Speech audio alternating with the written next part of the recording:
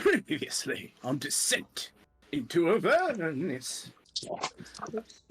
You all were kind of camped out, ready to make your way over to Mad Maggie's, as you were kind of twisting in the wind, trying to find what your next step was going to be. You've heard of a lot of locations, but you didn't know really where anything is.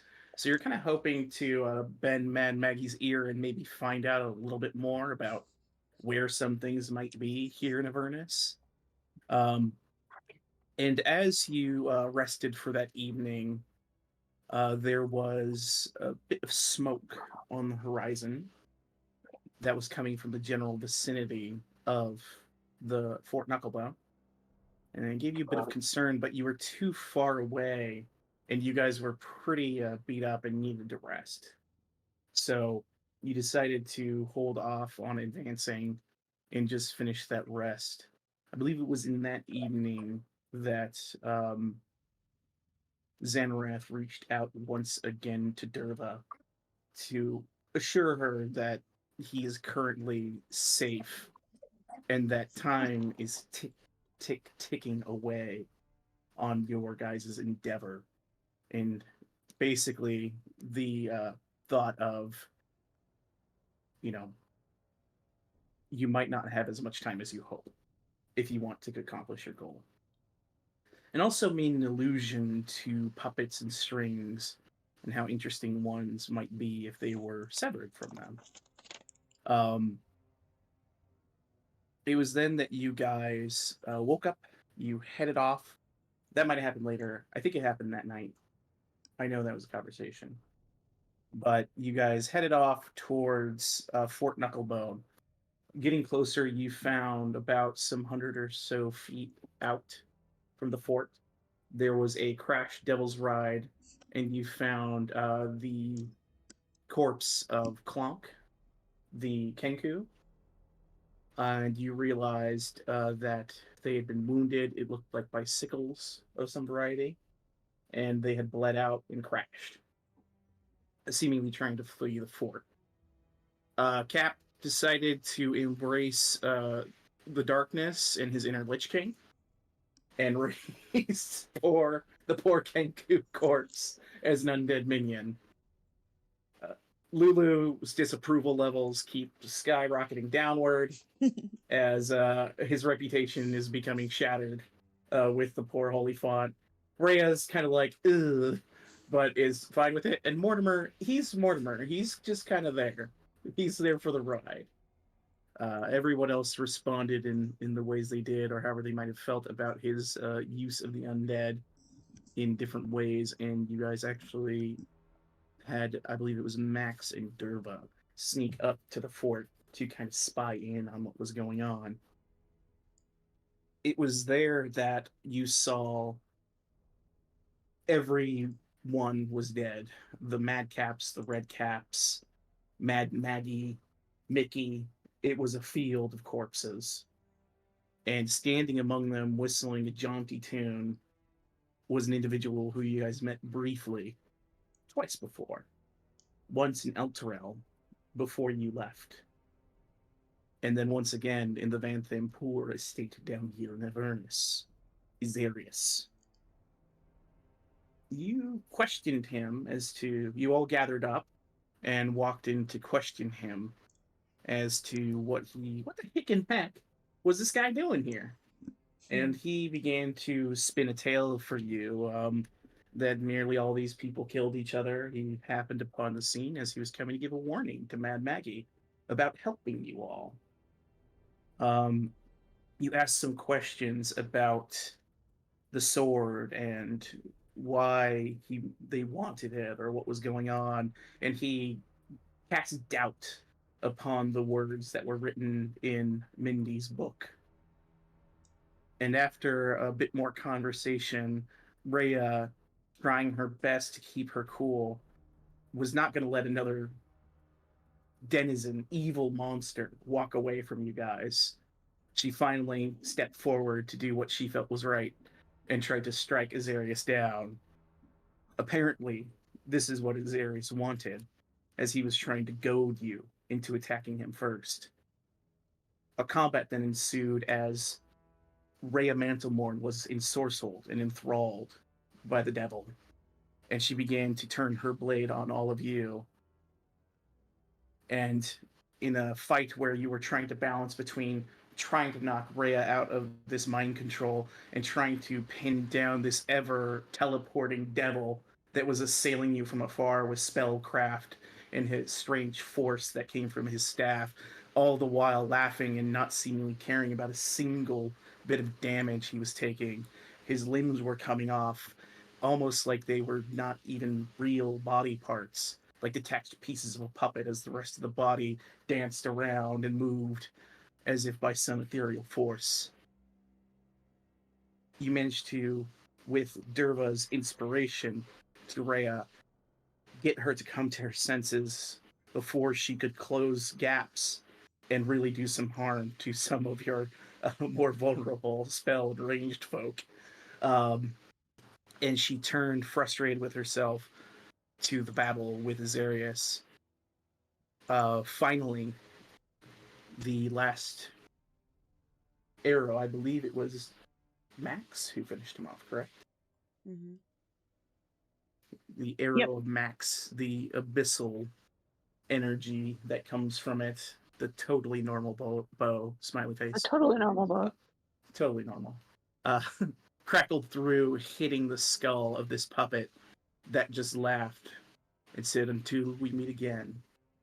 And a large arcane explosion occurred, leveling portion of Fort Knucklebone in a crater. You found no trace left of Azarius the puppet. But you did find one person, or one creature at least, but chattering, hiding under some various crates and things like that. The chattering of bones could be heard as poor Barnabas had managed to hide from the carnage that happened. He explained that this devil came and he ensorcelled Mad Maggie or perhaps her followers, and they all began to kill each other. And in this bloodbath, he hid for hopes of not drawing attention and being killed himself. With nowhere left to go, you all offered Barnabas to join you, and maybe if you found the Wandering Emporium, he could stay there or continue to travel with you. You then got a lot of information from Barnabas, the information kiosk, as despite Mad Maggie being gone, the DM was still going to reward you with their information that you were seeking. You learned of several locations. You learned of the Stygian Dock, which is a large dock that the flying fortresses go to in order to refuel, resupply, things of that nature. You said you were specifically looking for the Crypt of the Hellriders, which he pointed you towards here. And he made mention of another location that might be of interest to you. There's a wrecked flying fortress that may have something of value if you wanted to pursue that. With all that information in mind, you guys begin to kind of gather yourselves up as you, I believe, decided you're going to make the journey to the Crypt of the Hellriders first. Heckin' yes. Oh, and there were some watches. That's right. The dream happened after that. My apologies, because there was a night of rest, and Barnabas kind of talked to Cap a little bit. I remember that now.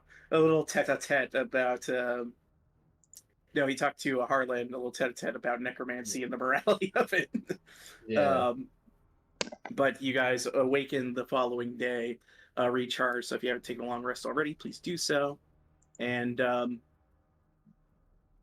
you leveled up to 10, I believe, as well. Yeah. Yes. And I believe that is where we are starting today. Okay, so for you guys are, I assume, breaking up camp and getting ready to head out? Yep. Yeah. On a mission. Need to find Orlantheus. That's right. The Knight Orlantheus is the name that you heard of. The Crypt of the Hellriders. As you guys are um, starting to pack up to get ready to go, what's everyone's passive insight?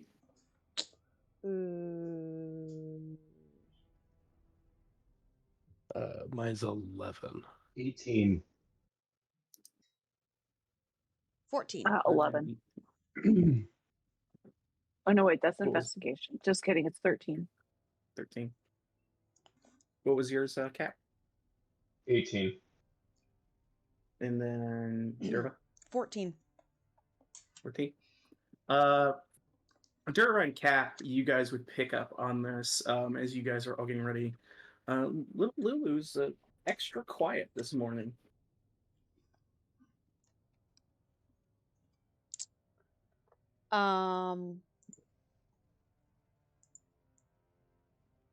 So What's up, Lulu? Oh, what? Oh, nothing. Why are you so Oh. quiet? Oh, you know, darling, just it's just a lot's going on, and I'm just a little worried,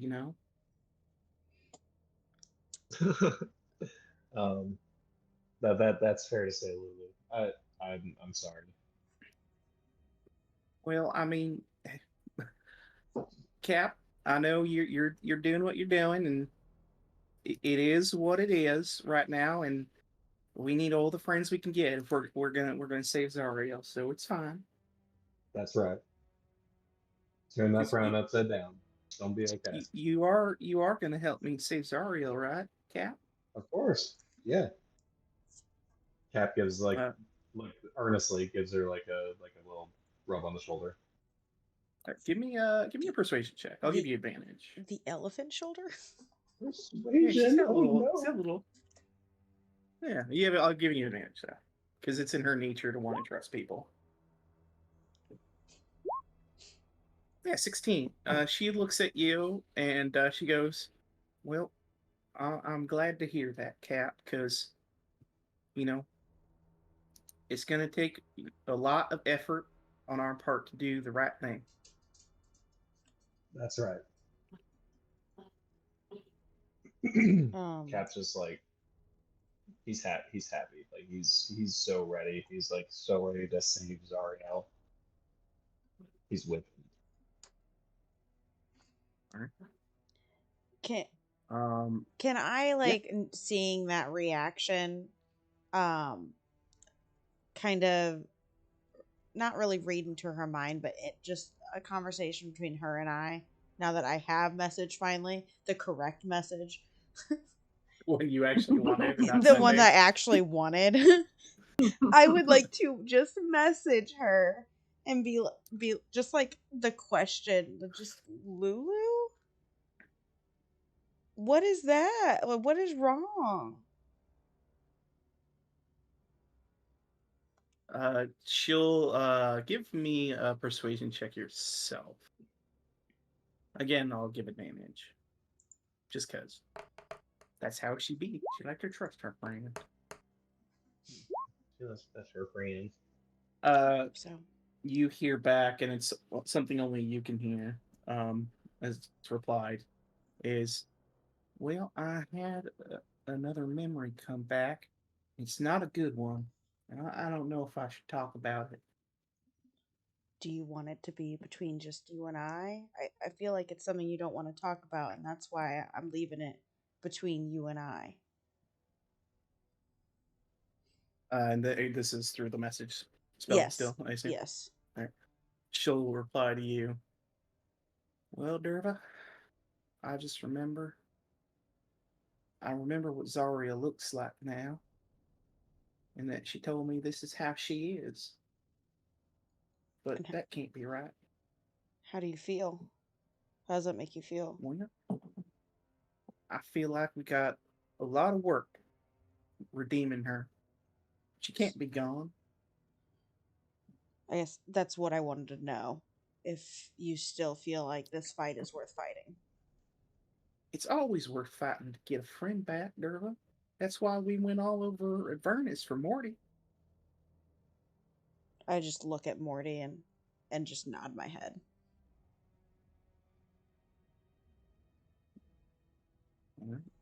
Oh, and Harlan, I believe you wanted to hitch the Devil's Ride to the Scavenger. If it's time to refuel, yes.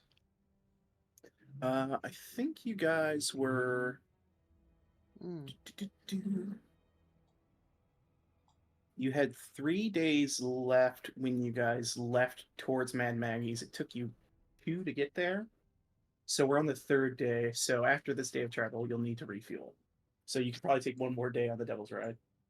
Yeah, Harlan's not going to spend any more coins on this gas. So he'll ride out the rest of the fuel, then hitch it up. All right.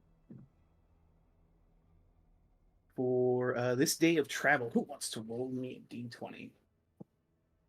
Pass. And we rolled last time, and you guys got 3 days of travel to the crypt. Oh, we did roll last time? Yeah, I did. I rolled a d4. Okay. And I rolled a 3.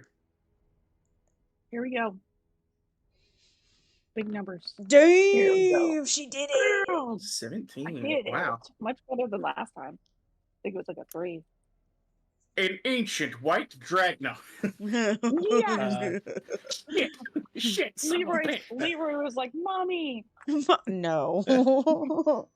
At last, I will be liberated. Cries.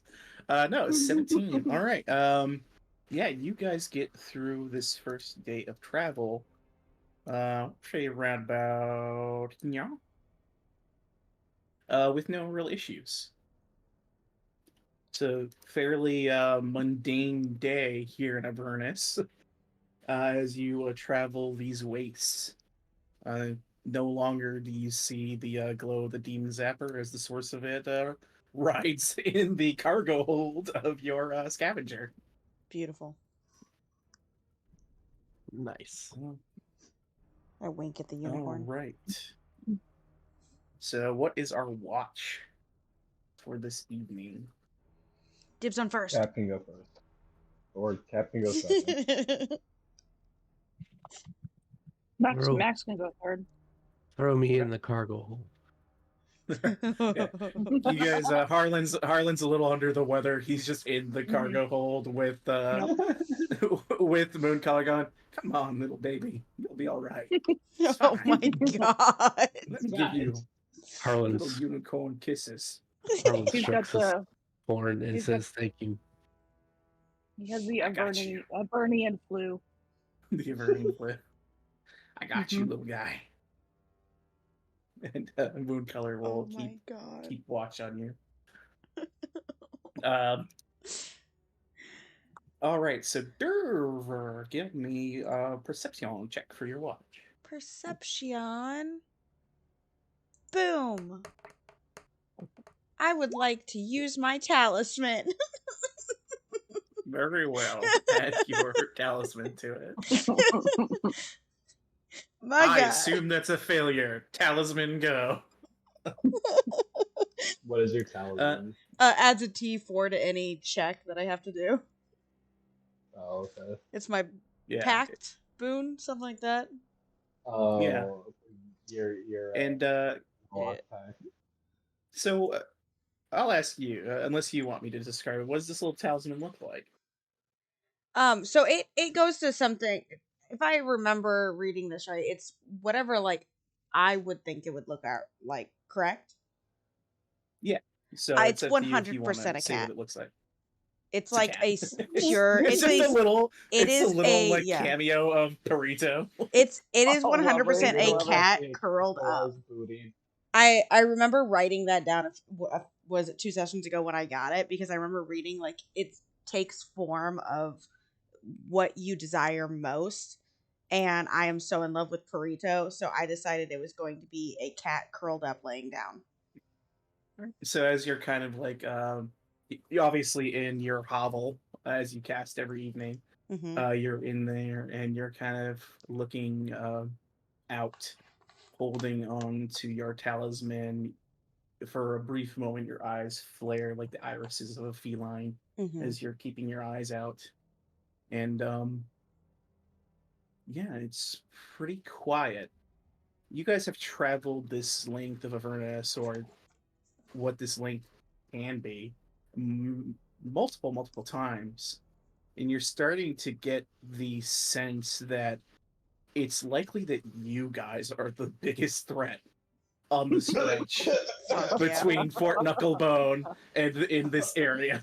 Damn And right. some things are keeping, lesser devils keep clear. They're not going to come tangle with you because they've seen what happens to lesser devils who roll up on this That's right. parade. That's right. What's up? God Don't fuck damn. with us. Yeah, you guys are level 10. You're level 10 adventurers. Like, you can fucking wipe the floor with most lesser devils pretty easily. What did we decide on? Oh yeah, the odd ends. Adventure Oh, Bros. yeah. That's Don't the fuck right- with the yeah, odd yeah, ends. Yes, the new official group name, the odd ends.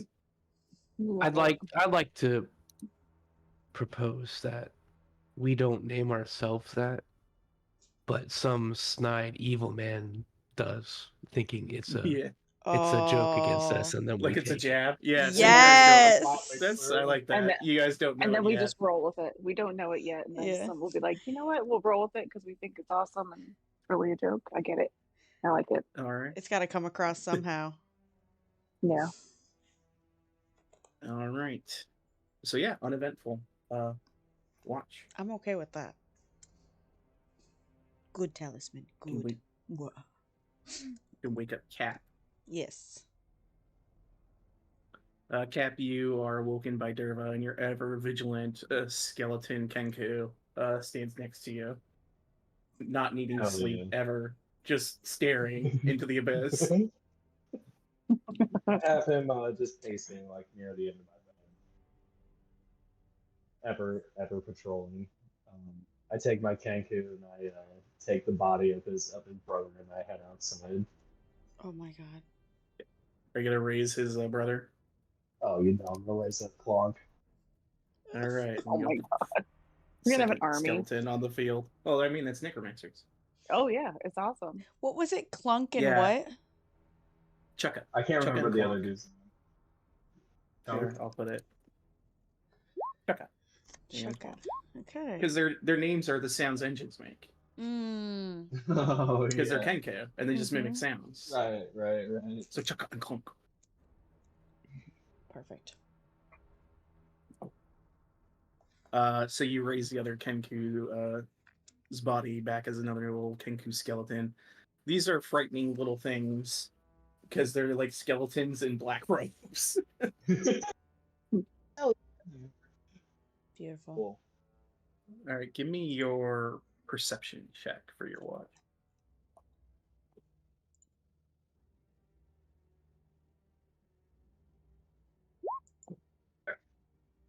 All right. Yeah, pretty uneventful, Cap. You just kind of keep an eye out. You spend a little bit of time raising the skeleton, a whole Yeah. minute, as we've realized. Yeah. Because I made that mistake, and then you made the mistake, and now we both know. And yeah, nothing seems to happen. It's just another bleary day of just dust and ash flying through the air. Gets a little windy sometimes, but that's about it. All right. So that's all he sees, just some like wind and. Yeah, you guys are in kind of a pretty desolate part of Avernus right now. Cap screams into the void. All right, you shout out. Hello. Just at the top of his lungs. Give me an intimidation check. We'll call it.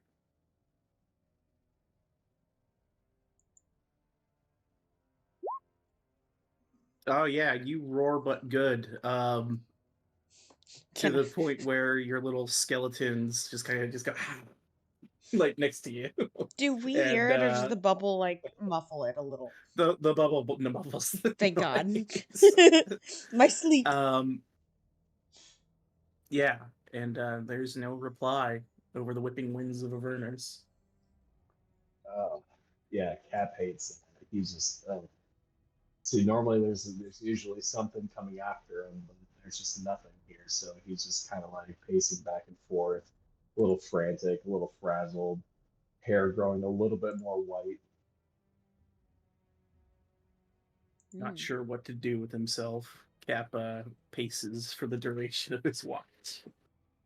Looking for more bodies to rise. There's plenty of them all around your camp. Terrifying. Yeah, he searches for bodies. He searches for bodies. He looks for bones. Where's the The bones? bones. Give me I believe you have a crate of red cat bodies. Oh, that's right. Oh my God, that's right. If We do. I we're forgot gonna that we wake had up that. to Cap just like, oh hey guys. All right, I'm gonna leave the red caps alone for now and just Okay. finish my lunch. Leave them in the box. Yeah, no, I'm gonna leave. Those I are left for the box- emergencies. I left the box in Derva's hovel, and it's just the whole process of dragging a box of corpses across some sleeping people, and Well, I imagine they're housing in the them. scavenger, like the scavenger's Oh, cargo yeah. hold. Yeah, True. with mood color and Harlan. Oh my god. No, yeah, Cap Don't, just don't mind the let smell, madness little seep in a sleeping little bit. baby. All right, Oh my god. so you can, if you'd like to, wake Max up. For Yeah, Cap goes in and shakes Max awake. You added another Listen, Cap, skeleton. I didn't sleep well because you were yelling in the dark, and I'm pretty sure one of your creatures touched me in the middle of the night. So if you could tell them to keep their hands to themselves, that would be great. the two skeletons wave their hands like, we didn't do it. Yes, you did. No, Derva squeezes. Cap very assertively looks sternly at Derva and is like, Max, I don't think my skeletons who did not leave my side outside of the bubble touched you. I was awake the whole time. The skeletons did. It must be Derva again. She's always pretty handsy, especially when she goes to sleep. She literally gropes you while you sleep. It's So pretty uncomfortable. We've talked about it. Sorry, Cap. Yeah, no, don't accuse my skelly bros. They're highly respectful. They're mindless undead that stare unless given direction.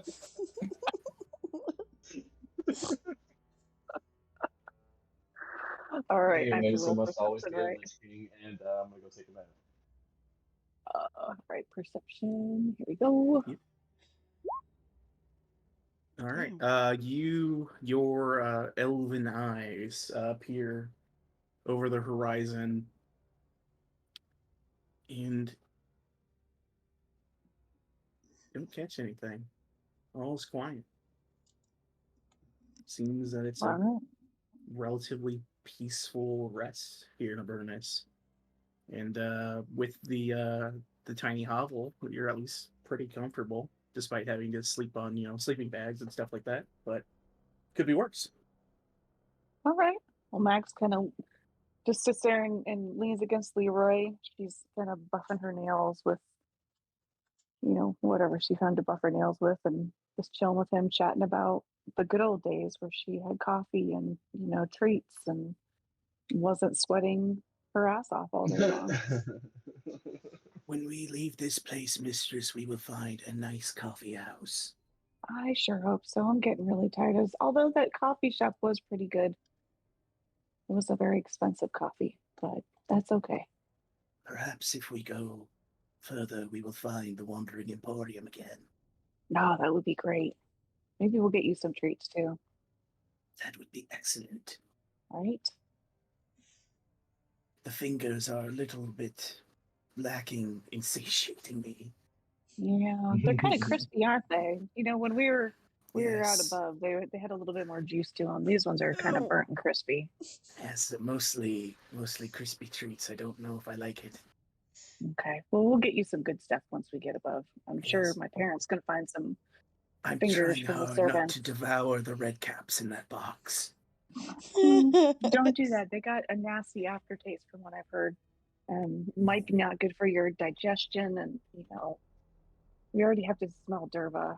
I'm not sure if I can deal with Leroy farts too. I do not fart. Yeah, when you sleep in yeah. Shut up. Don't Don't worry. say that. He looks away like bashful for a second. No, I don't. He's been blaming it on me, Everybody that fucking farts, snake. Leroy. Everybody farts, Leroy. It's We okay, gotta buy please. him that book. It's a great book. But yeah, you have a pretty uneventful watch. But during the evening, Cap, Yes. as you slumber, it's a dark void. You don't often dream, especially since you've been separated from Gond in the material plane, since you've been in Avernus and it's been so distant to you. Mm-hmm. But in this void of sleep, you hear the crash of a hammer on an anvil, and a pulse of light appears in the dark. So you find yourself kind of standing in your full regalia. Your skeletons are nowhere to be seen. It's just you with your bone armor and your shield. And you see this burst of light and the sound of a hammer hitting an anvil in the distance. What do you do? Mm-hmm. Walk towards him. Go check it out. You begin to walk towards this light. It's intermittent. The clang and the hammer and the burst of light. So I sent you a little GIF last time. But then as you're walking towards it, you hear creeping in the shadows behind you the rattling of bones and a whispering, and you hear, "Walk no further, Bearsmith. You need not turn to Gond any longer." It gave me a shivers. Cap looks behind him. You What do I look see? back, and sunken deep in the shadows behind you, there are these two burning green embers, the same burning green of your necrotic power that tears Mm-hmm. your enemies apart. Just these two pinpoints of light, as if eyes in the shadows. Mm-hmm. And you see, peering from the shadows, two long skeletal arms. And they put down in the ground before them this large forge made of bones. Be not the smith of Gone. Become the smith of the ever dead.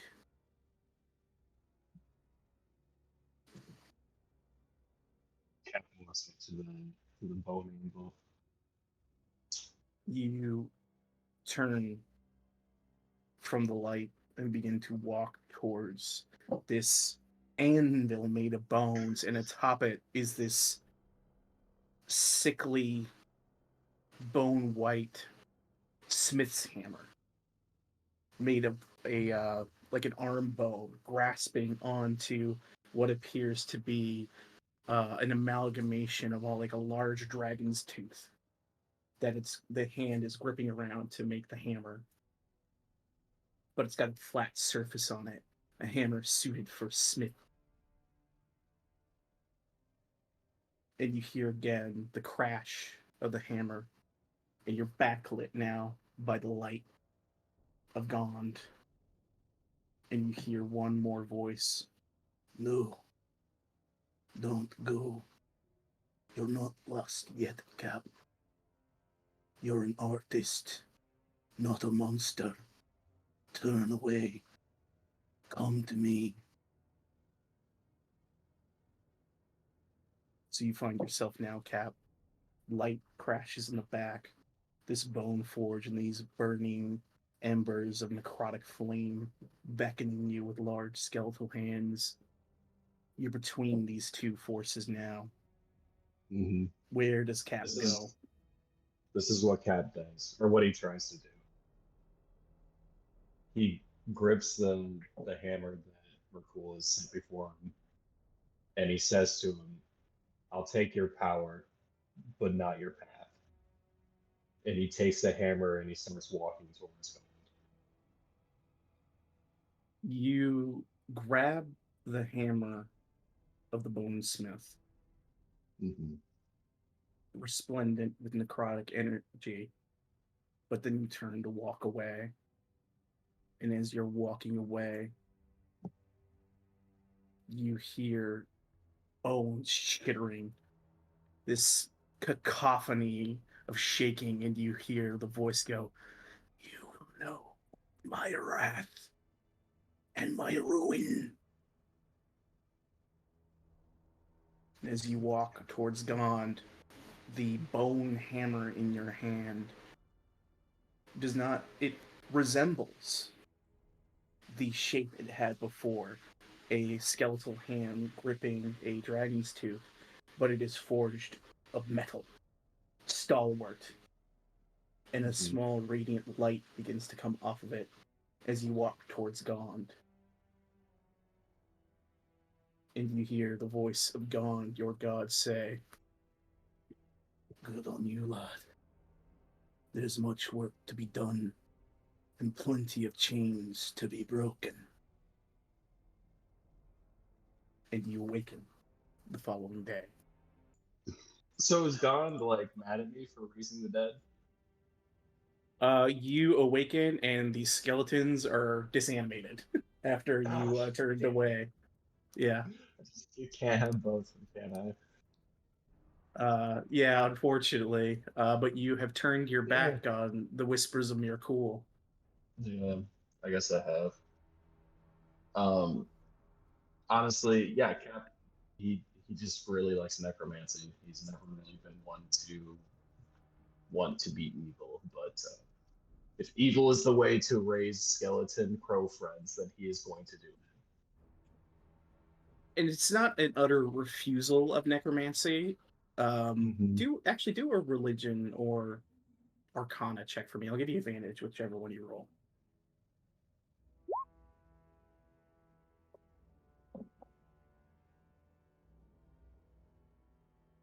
Yeah. It's you feel that you can still use your necromantic powers. Gond is not striking them from you, but he's tempered you with the knowledge that you use these not out of malice, but in an effort to aid your allies.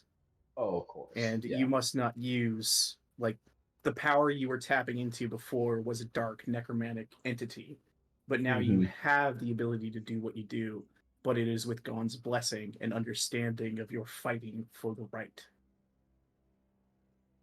Sick. Because he's neutral, so he wouldn't poo-poo necromancy that much. Cap flexes with righteous neutral power again. Mutual power. And you'll just have to spend the spell to re-raise your skeletons. But that's all. Fantastic. Because the magic that was powering them before was the power of Mirkul, but now you have the power of Gond with you again. Yeah. But yeah, you guys awaken the next day, ready to go. You guys see Cap's got this shiny new hammer. It looks like it's like a black metal that's made out of. And then so it's this black bony skeletal hand gripping the tooth, like the big dragon looking tooth. Is it like shiny, like ooh, like really shiny type shiny, or just new shiny? No, new? It's a metal very similar to the metal you found here in Avernus, as if it was smithed with things here in hell. As Derva's kind of like packing up her hovel, because I know it's a spell, but I imagine she like kind of like sucks it all back in. Folding, like ethereal tents. Exactly, shit. folding all of the little diamonds. She's just folding all the little diamonds and putting them together. she like looks over I and don't goes, think you need to do that, Dova. It's let me be me. It's who I am. All right, sorry. Besides, look at Cap's new weapon. Look at that thing. That's beautiful. What have you been doing? Shining that thing all night? Where'd you find that? Where the fuck did you find that? Really... When Harlan wakes up, he would notice the stupid skeletons on the ground. The stupid skeletons. Yeah, they're just animated currently. And he notices Cap's new weapon. He just does the whole Grizzly Adams stare and smile at him, nods his head. Smile and nod. Oh Nice. my god. You see Lulu actually sees this too, and she's got a little smile on her face, and she goes, "Oh, Harlan, Cap, that's a real nice weapon you got there. It looks like it's infused with holy righteous power." That's right. Sounds like flexes and the camera glows. It sounds like a freaker.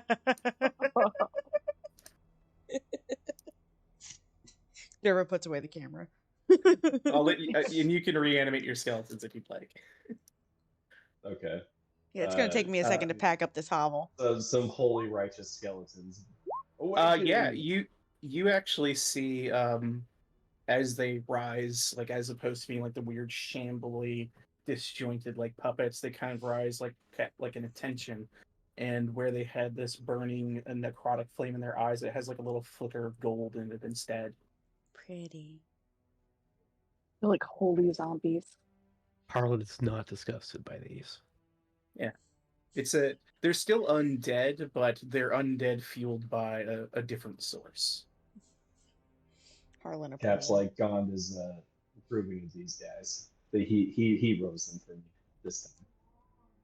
Gond is good. Gond approved. What would Gond do? Do they have the trademark Gond on their butt? Let's make a sick weapon, bro. Let's make us a sick ass weapon. We're making a giant fucking sword, my laddie. Come here. Come, Cap. We're going to make a fucking wicked Frostmourne. Derva casts prestidigitation, a little trademark Gond on their butts. Oh, jeez. See, now you're like Arthas before he became the Lich King. You're more like the Paladin Arthas right now because he's got the hammer. Right. Question. Right. Yes. Do I know where my sword came from? Do you know? You have no clue. Okay. You have no fucking idea. It was gifted to you by a female voice who told you to reach out for it. That's fair. She said, okay. I was gonna do some dick measuring, but I don't know how to measure my dick right now, so. Oh my god! You begin to contemplate. The hammer is a smith's hammer, so you can consider it more of a chode. I mean, not actual dick measuring, like. Oh. Like I see you have a great weapon now too. Too bad yours isn't rusted with my god. Rusted? Oh my god. Your rusty shit sword. I'm so sorry. When you said that, I pictured you like putting your dick up to your sword. And he's like, no, Harlan isn't not allowed. Yeah, Harlan isn't into that kind of sword fighting, so we're good. Look at my rusty piece of shit. That defies all odds and slices things in half. Look, this isn't a 98 Civic, okay? Like, the rusty piece of shit isn't going to impress me. This is an 81 Honda. How dare you? How dare you? You take a little bit of time as you have run out of gas. Someone needs to deduct a soul coin for the scavenger. I'm poor. Harlan is not spending anymore. Cap, Cap, how many do you have right now, by the way? 1, 2, 3, 4, 5, 6, 7, 8, 1, 2. You should have 8 after someone. You are having a hard time carrying these coins now. They're making you feel sick. Derva offers. Just give them to Max. me and Max hold out a hand. Damn it! All right. You can keep up to, what's your con modifier? 4. You can keep up to 4 and feel fine. Alright, so I would have 4 then. Okay, and you're giving the other 4 to Max. Yeah, and then I need to put 1 in the scavenger, right? Yeah, so you can give 3 to Max and put 1 in the scavenger. Okay, cool. So I do that. And hold on to 4. All right, and then you guys spend a little time because Harlan and Lulu approves of this as you guys kind of hitch up and kind of mitigate the amount of soul coins you have to use, because the scavenger can more than easily tow the Devil's Ride behind you guys. It's got a big hook on it, and it can take a large amount of weight because it's meant for like scavenging and like taking parts and shit everywhere. So you hitch the Devil's Ride up to the scavenger and make your way towards the Crypt of the Hellriders. Hell yeah. Is it Who would slower? like to do? What is it slower? No. Okay. It can still move its full movement speed as long as it's not over its weight limit. Okay. The scavenger's fucking huge, guys. Yeah, the scavenger is really big, and it can carry a lot of weight. It's like 2 city buses stacked on top of each other. Yeah, it's Oh, pretty baby. massive. Because if you think about it, a large creature, this is a huge object because it's 1 size bigger. But yeah, you go off. Who wants to do that D20 roll for me? I'm eating a butter. Do it. Ooh. Okay, 9. This is going to count for the next 2 days of travel to the crypt because we hit the story beat I wanted to hit while you guys were resting.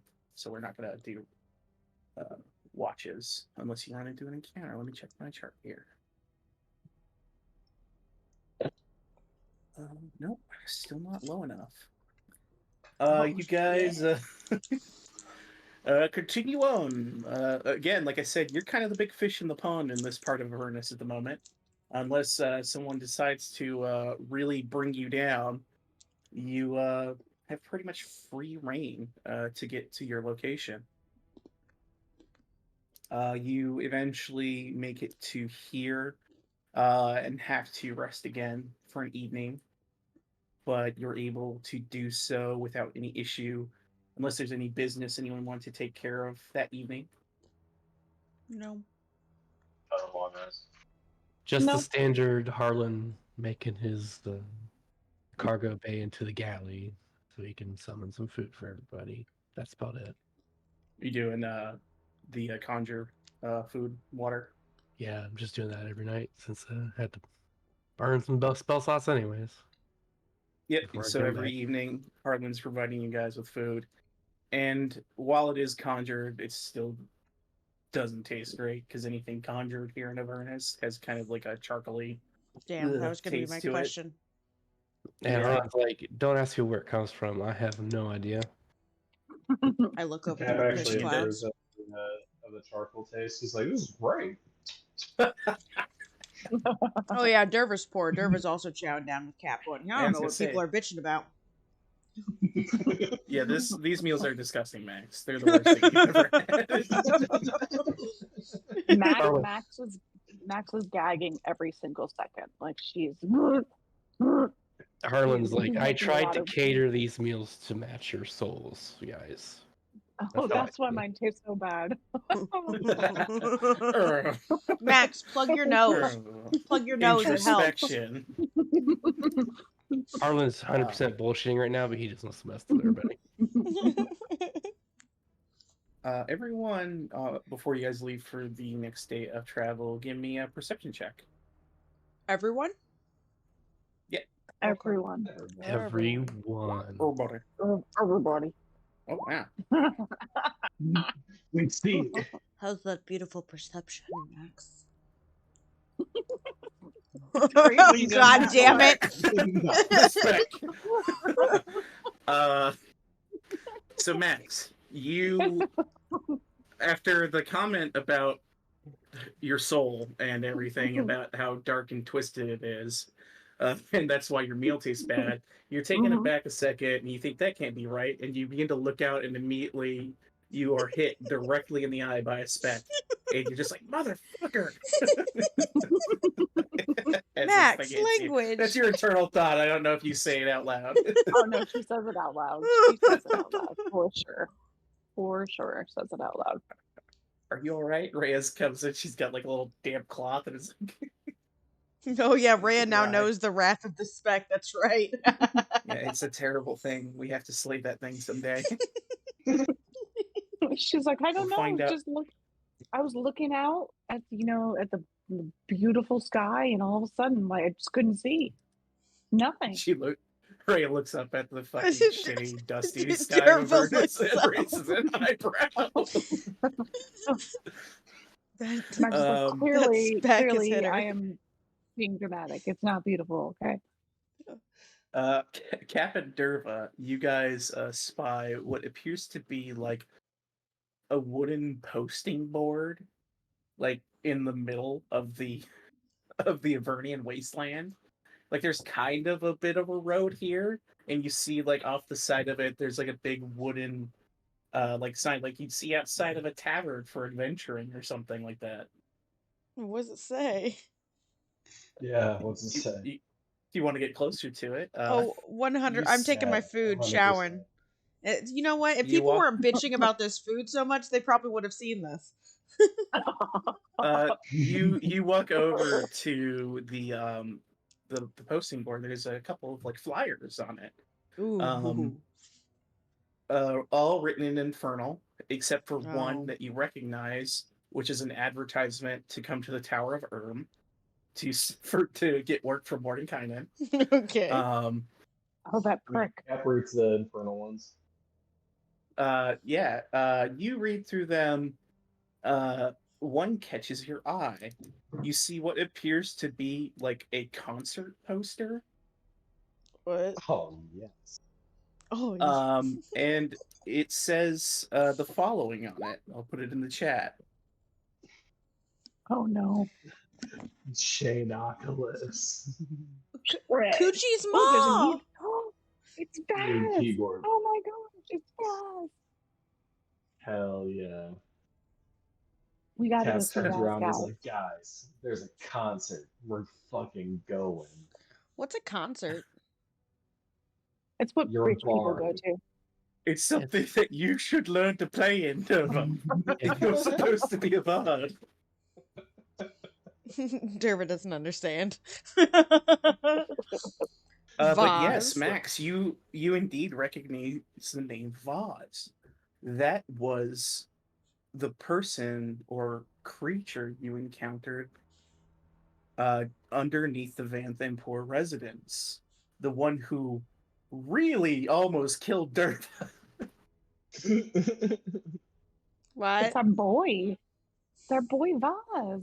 It's our boy Vaz. I'm sorry, that was in the that was under the bathhouse with the dead Yeah. trees lair.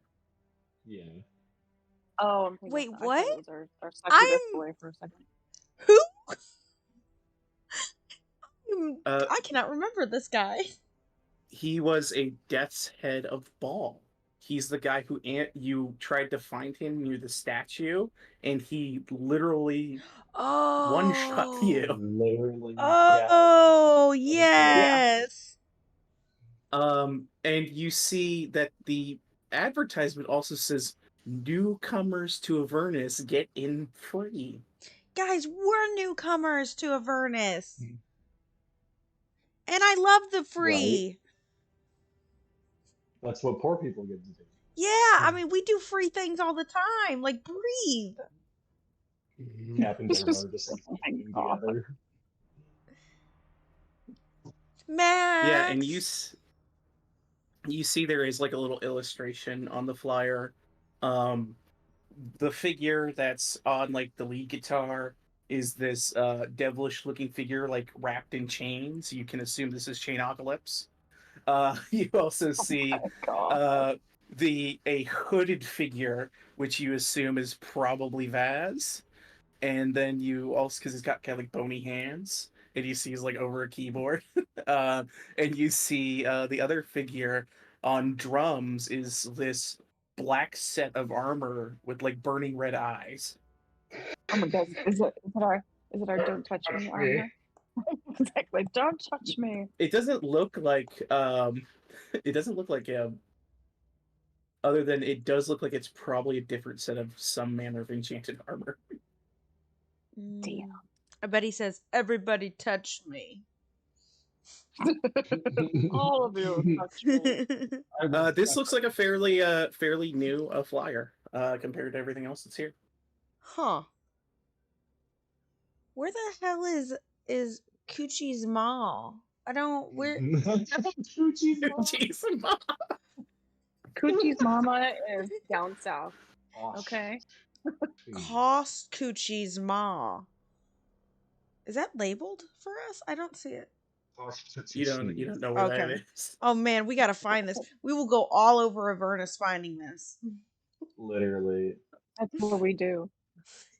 I feel like we're losing focus. You You're guys right, can Morty. see Harlan in the scavenger, and he's just Morty. eyeballing all of you. This is Focus. an excellent opportunity.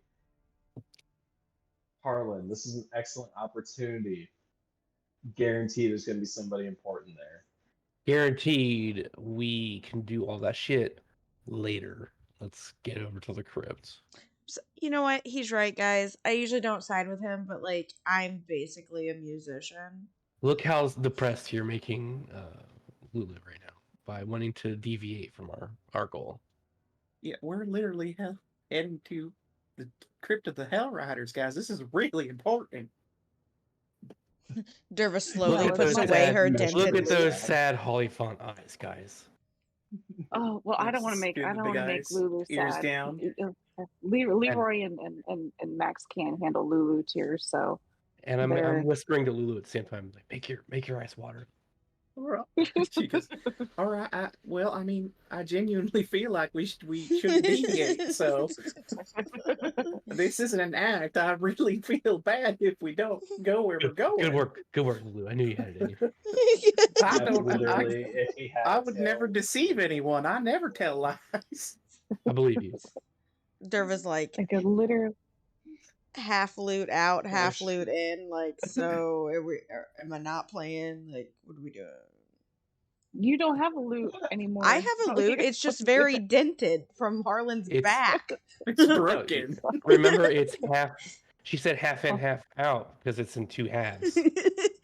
It's just severely dented and like a few strings are popped, but I can play on the other three. You can't dent a loot. It's made of wood. If you hit it hard enough to dent it, it would break.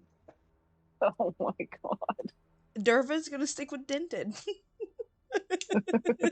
All right. So do you guys continue on to the Crypt of the Hellriders, or do you wander through Avernus to try and find this place? No, the crypt. We can't disappoint Lulu. We are going to be good for once and actually do what we're supposed to do. Yeah. All right. Doesn't want to disappoint Lulu anymore than he already Harlan's just like, listen, guys, after we find the sword, do what we need to do. You guys can gallivant around hell all you want. I don't give a shit. You're not This gonna is the last gallivant place with I us? want to gallivant. I am not gallivanting here. I'm just saying right Yeah, now. we're not gallivanting. Harlan does the, all right, honey, look at him. Okay, girl. Harlan looks on judgmentally. I feel like he's judging us right now, Max. He's always judging us. It's okay. It's fine. I'm literally a paladin. Judging is in my I mean, that's job in his description. blood. In your He job judges. description. He judges, and it's okay. I'm going to swap up music here as you guys find yourselves at the Crypt of the Hellriders. I underscored the word free like 3 times. And it's spelled F-R-E. F-R-E-E, that spells free. Creditreport.com, baby. I know how to spell free. It was in Infernal, so I don't think you do. True. That's right. Shit. Free. It's she can only do it when she sings it. She has to sing it out It's like the loud. banana song. Like I don't know how to spell bananas without going B-A-N-A-N-A-S. You do have to sing that one. You can't just do that one. Or you have to sing it. Some Beyonce. I-N-D-E-P-E-N-T-E-N-T. Do you know what that means, man? Harlan's just in the back going, "Who the fuck are you talking about?" As Who's this Beyonce? musical interlude goes on, Beyonce the Bard, Faerun, you see acrid smog that swirls around a barren hill, rising from which, like giant tombstones, are a pair of leaning monoliths, each soaring more than 50 feet into the smoky red skies. Dozens Ooh. of armored knights kneel in motionless reverence before the monoliths, between which a set of onyx steps lead down under the hill.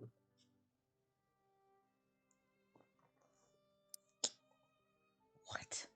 Like these are actual knights, not just statues. You can get closer. If you guys want to exit the vehicle and get closer, then you could check. I mean, Yeah, we're let's going down sneak there out. no matter what. Harlan gets off. Yeah. Just sneakily, sneak. Sneak. As you Sneak. approach, um, the first thing that hits you is every one of these figures is wearing the same armor that Rhea wears. These are Hellriders. And as you get closer to them, kneel down, their foreheads are resting against the pommels of their swords. These men are all dead. There's skeleton figures inside of each set of these armors, and there's hundreds of them. What's the peg on Rhea? Caps inspect some of the armor. Give me an insight check, and Cap, give me a investigation because you're checking out the armor. Yes. Oh. Oof.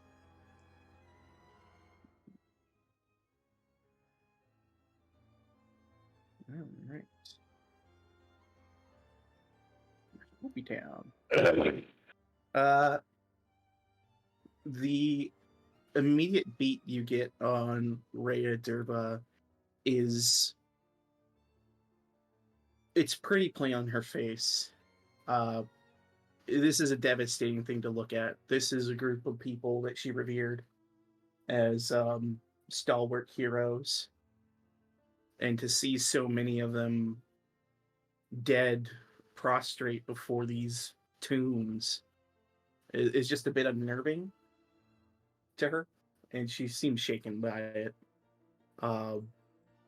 Cap, you don't find out much about the armor beyond that it's similar to what Rhea's wearing. Okay. You see the emblem of the Hellriders very clearly on the chest of the armor pieces. I'd like to just pat Rhea's back, in the awkward but trying to be comforting way. Because I see she's kind of did she that stopped her in her tracks basically type when she realized what it was. Yeah, she's Yeah. taken aback by it for a So, moment. I just stop with her.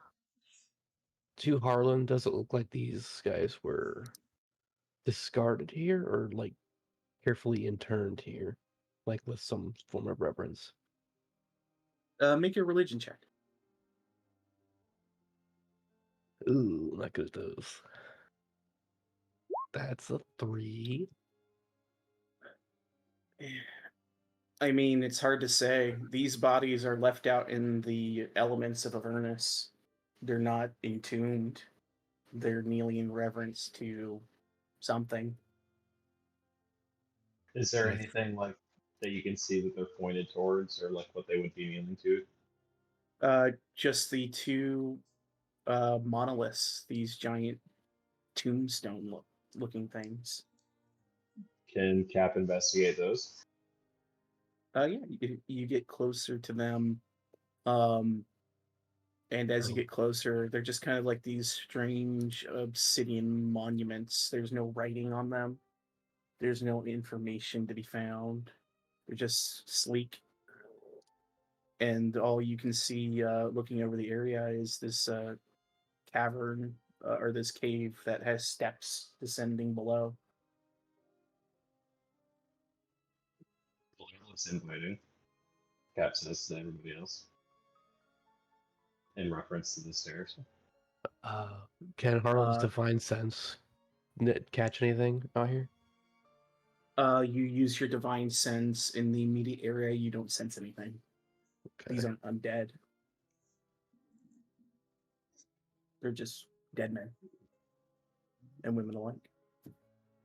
And they're all just like leaning on their swords, or the swords are like propped up next to them. Yeah, like think of like someone like kneeling down, like in prayer with a blade, like forehead against the pommel. And they all look the same. No one looks any different. It's all the same. I mean, there's variations in sizes of them, like as individuals go. So it's not like they're statues or something. These are all individual people. I guess you even see some that look like they might have been like dwarves. I was something thinking like that, smaller ones. More of like a lieutenant or a sergeant, like no like other like Give me, ranking type. Give me an investigation check for that question.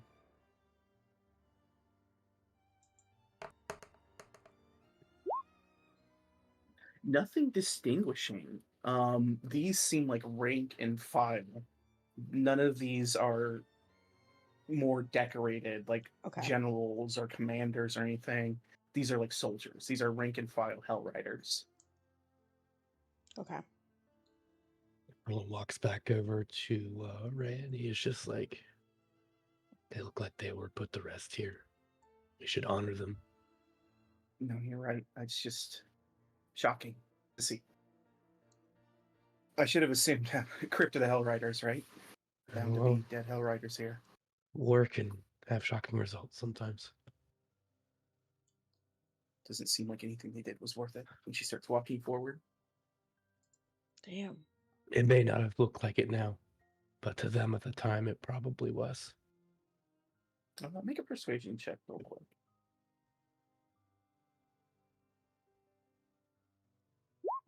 A 16. She pauses and she looks back. She gives you like an affirming nod in agreement, and then reconcentrates herself and moves forward. Yeah, after that, Harlan walks towards the. You said there were steps? Yeah. And as you guys are approaching, Mooncolor looks at the narrow corridor that goes down and goes, "Hey, I don't think I'm going to be able to follow you guys. Not a horse entrance." That's all right, dude. About healing. She'll probably have to either heal herself or... Oh my god! It's okay, Mooncolor. As the person who controls Mooncolor, I would like to leave Mooncolor back just to show you that I'm not all about just using this guy for healing. No, Mooncolor's going to stay back because Mooncolor physically can't enter this location. Fuck. Just guard the scavenger, Mooncolor. The motion was there, though. Barnabas will look over and go, "I too shall stay with fair Mooncolor and ensure their safety." I'd like to lean down and tell Perito, go help out the unicorn, okay, buddy? Give him a bit, like, just pick him up, and you know how you just like smush a cat's face with a kiss? That's me. It's like resisting you every step of the way in the way 100%. cats do, and then it's like, yep. It's like, oh God, help me! Just smush it. It's You're just a fucking kitty cat. Burrito. So tired of her smushing her face to mine. She gets a orc drool over me. Burrito just kind of gingerly like climbs it to the top of the scavenger and takes a nap. Yeah, accurate. So patient. So patient. But Barnabas and Mooncolor will stay out. But Lulu goes, "Well, if we meet Atlantis, I definitely like to talk to him, so I'm coming with." Come on, Lulu, let's go. Are we gonna bring the skeletons? I don't know if that'll send the right message. If we run into people in a crypt, you know. Before we go, Kappa approaches Barnabas and he places Mad Maggie's skull helm on his skeleton. This is for you, little buddy.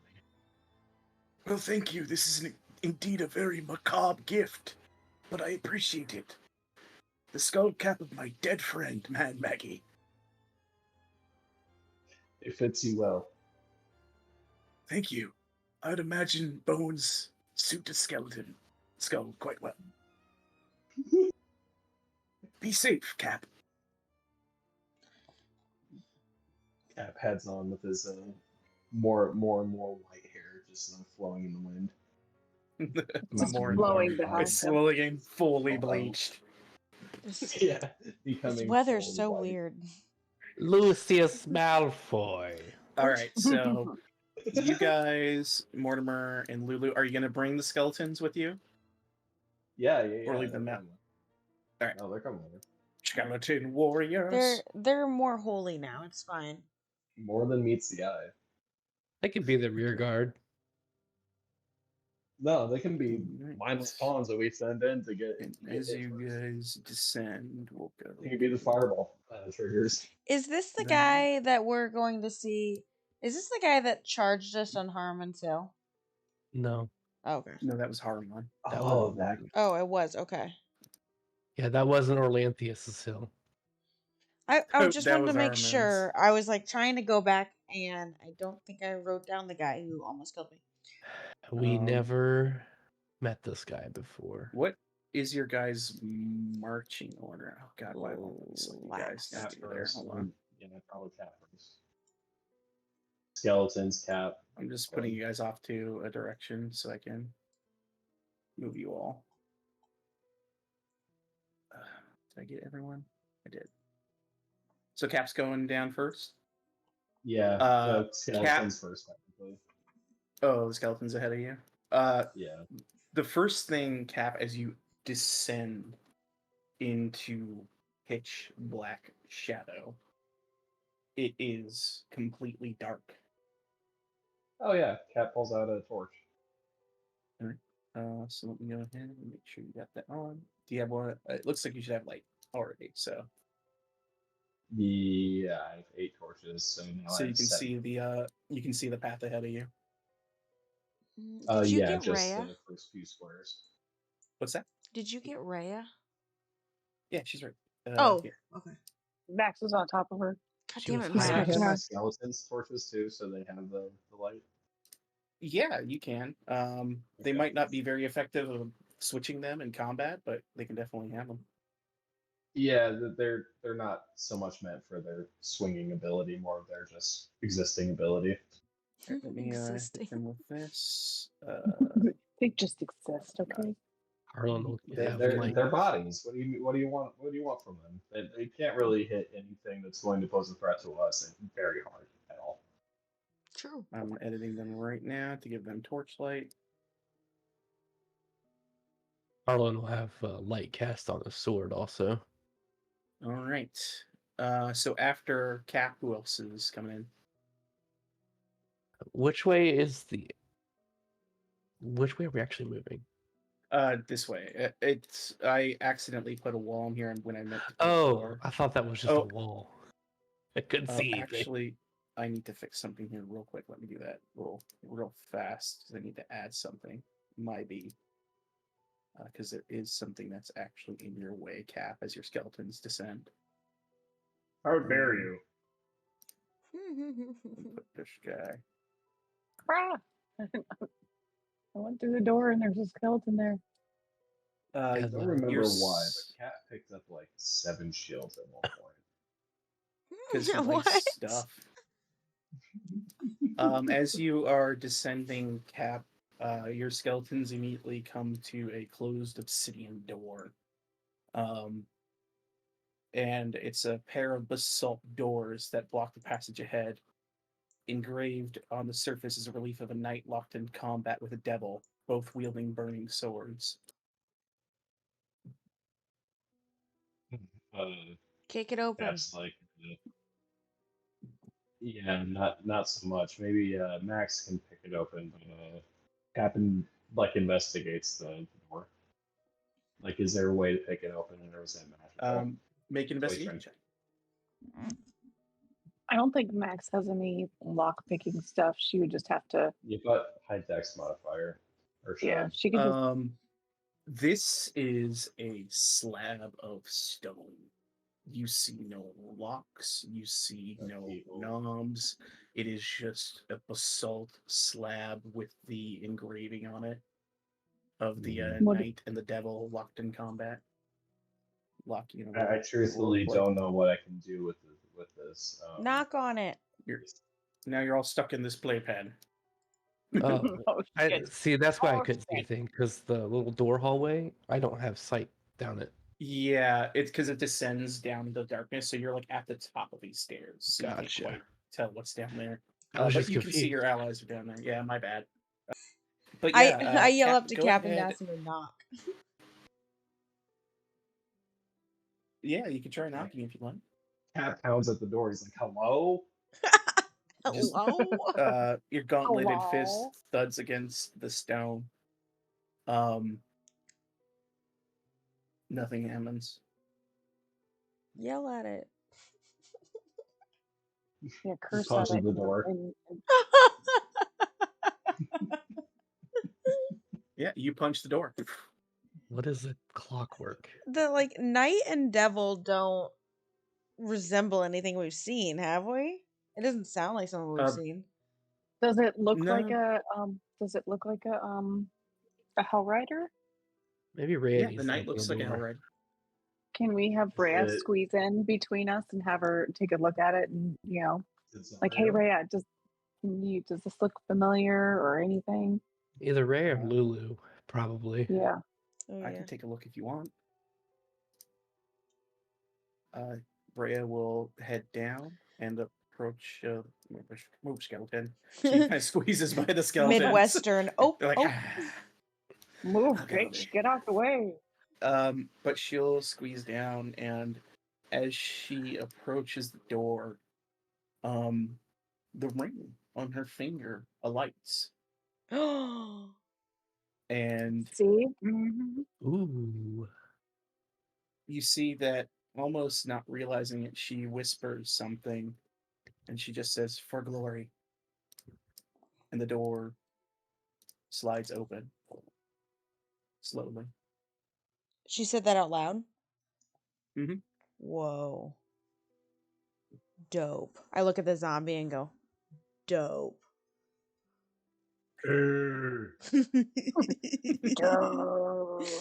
Wait, when did the zombie get back here next to me? It got When pushed everybody out. So actually, it goes. It just Got flatters. pushed back. Rhea will just step forward. And let me should draw these lines. I'm gonna get you guys all down into the halls here. So I'm gonna put the kind of skeletons to each side because you don't have sight on them because they're skeletons and you can't see through them. Harlan, get down. And Derva, you can get down. And Oh, I then, get down. Leroy, I assume. Yeah. With Max. Lily gets I down, and Lulu's just behind you guys. boogie down. But you guys Down. descend into these, and again, it's like this black basalt walls that are carved out into this area. And you see a corridor that goes to the left and right. Always go left. Which left? Like, are we looking which direction? If I'm looking at the As screen, you left is walk easy. in the door, go left. So towards you. Oh, I already chose that. I already chose that. I already chose the correct area. Max, as you enter that area, you see there's these large iron burial urns that are positioned reverently throughout the hall, each engraved with a noble coat of arms from the city of Elturel. Polished swords, lances, and shields hang from racks on the walls. Derva, don't lick these. Well, I can't see anything. Morty's in my way. You can go around me. I'm very small. I would never do that, Morty. Oh God, what is happening? Oh wait, shit, Morty. Harlan went right because he doesn't like listening Harlan, to Derva. You see the same thing in this room as well. A similar setup with these burial urns on the walls and weapons hung up around. Like real weapons or ceremonial weapons? They look like real weapons, like proper weapons for combat. Harlan investigates the weapons. Okay. Because that's what he does. Oop, Cap, stop moving. I need to tell you what you say. So sorry. Yeah, you're fine. You guys always do this where you like run in 90 directions in dungeons, We do, which is yeah. not a good way to handle it Ooh, because you wait. always get punished for it. So pause. Where you're at, Cap, Harlan, as you go to investigate, Cap has kind of wandered off in another direction. But where you're at, Cap, you see recesses in the walls. They hold more iron burial caskets. Each casket has a single healthy red rose resting on its lid. So you see Yes, that let's on look for- each one of these. Beauty and the Beast shit. Right. What's that? Are we Belle? Are we Belle? Are you yelling down the hallway at us? As you you're investigating specifically the weapons, Harlan. Yeah, he's just looking at weapons because weapons interest him always. Okay. Go ahead, make an investigation check. And what are you guys doing over here? I would have seen that Ray would have followed. would Harlan went the other way and try and split us evenly and ask Morty, maybe go with Harlan. Us three will take this side. You saw Ray go that way. There's a skeleton. Oh, okay. Max Yeah, is and there's doing her a best random not to skeleton touch going. stuff. Okay. Yeah, we're Okay. good. So what Max is just kind of looking. Yeah, she really wants to touch things, but she also knows that that's usually doesn't bode very well. What? One Durba, more time. Do you have this? You What you my see in the sight? room, Yeah. you see these iron burial urns. Okay, you did say they were And- urns. I couldn't tell if you said this Yeah, was an urn and or this. and hung up is weapons, like displayed. And what above did you them. tell me not to lick? The statue, the urn? The urns, don't lick the urns. That's disgusting. That's with a dead body. You're disgusting. Don't lick anything. But yes, I There- do have my sight on. I try and turn it on every day when I wake Yeah. up, kind of like here you do. You're not Morty's picking mage anything armor. up with a blind sight currently. Okay. But you, Harlan, as you're investigating the weapons, they look like they're well kept.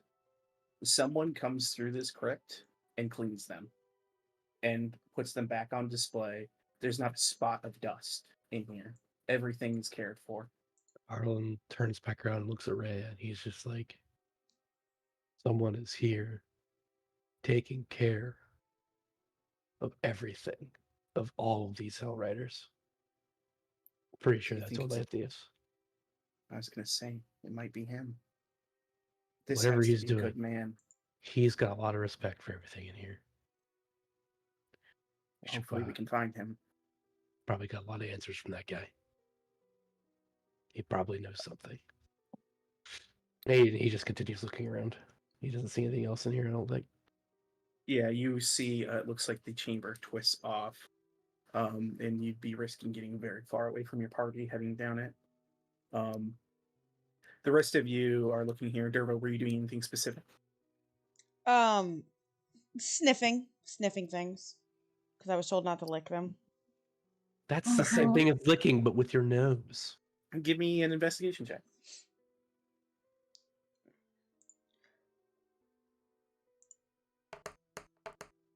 I would like Oh, to your use my nose. talisman again. Sure. Damn. Cap, you saw Cap that it kind of winds around into further chambers deeper within.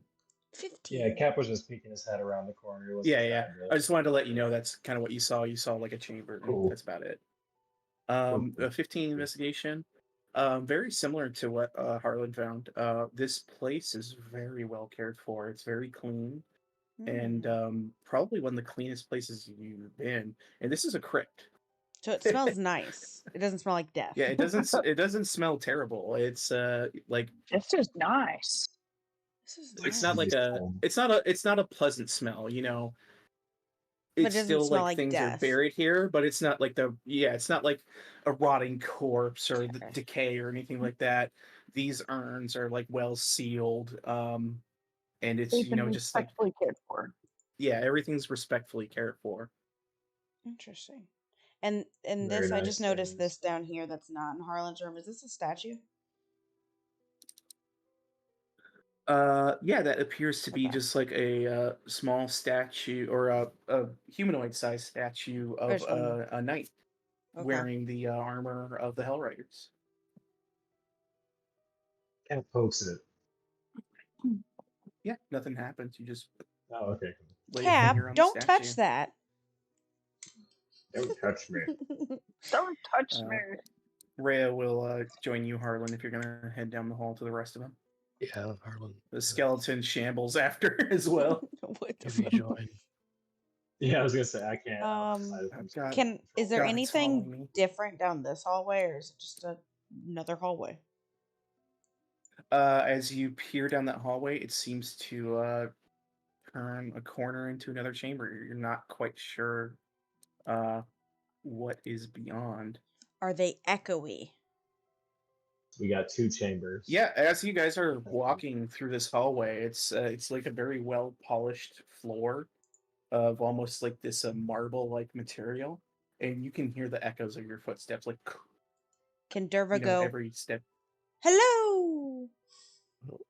Harlan, before anyone else moves out of the room, he wanted to say, I think we're dealing with Orlanthius here, and as you guys can see, this place is very well cared for. This is a man of great honor.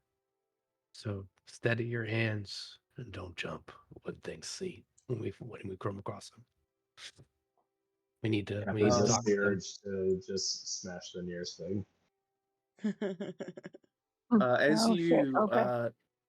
As you say that, Harlan, the following is going to happen. Uh-oh. You watch as 3 ghosts rise from the urns on the ground. And each one of them, you see one that looks like it's a female's night visage. Another one looks humanoid or human. Another one's like a male human knight. And then more of an elven-looking additional female knight rise from these urns. These spirits appear. And the male knight looks in your direction, Harlan, and goes, "Indeed, this is the Crypt of the Hellriders. It is under fair Orlanthius' care." Oh, ancient spirit. Are they? I don't know. Are they actually ancient? How long ago was this shit? Not extremely long ago. The ride into Avernus was, gosh, I want to say, and I'll correct it if I'm wrong. I think it was only about 50 years ago. Yeah. I want to just go. Honorable knights of the past. We mean no disrespect here. We're simply looking for answers. You watch as the kind of elven specter looks to you and says, "There are not many answers to be found here, dear knight.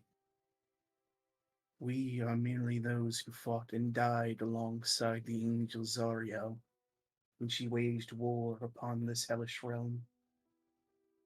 And this hellish realm has taken grasp upon Zariel. We are on a quest to find her sword, and we were told through some divination that Orlanthius might be able to assist us.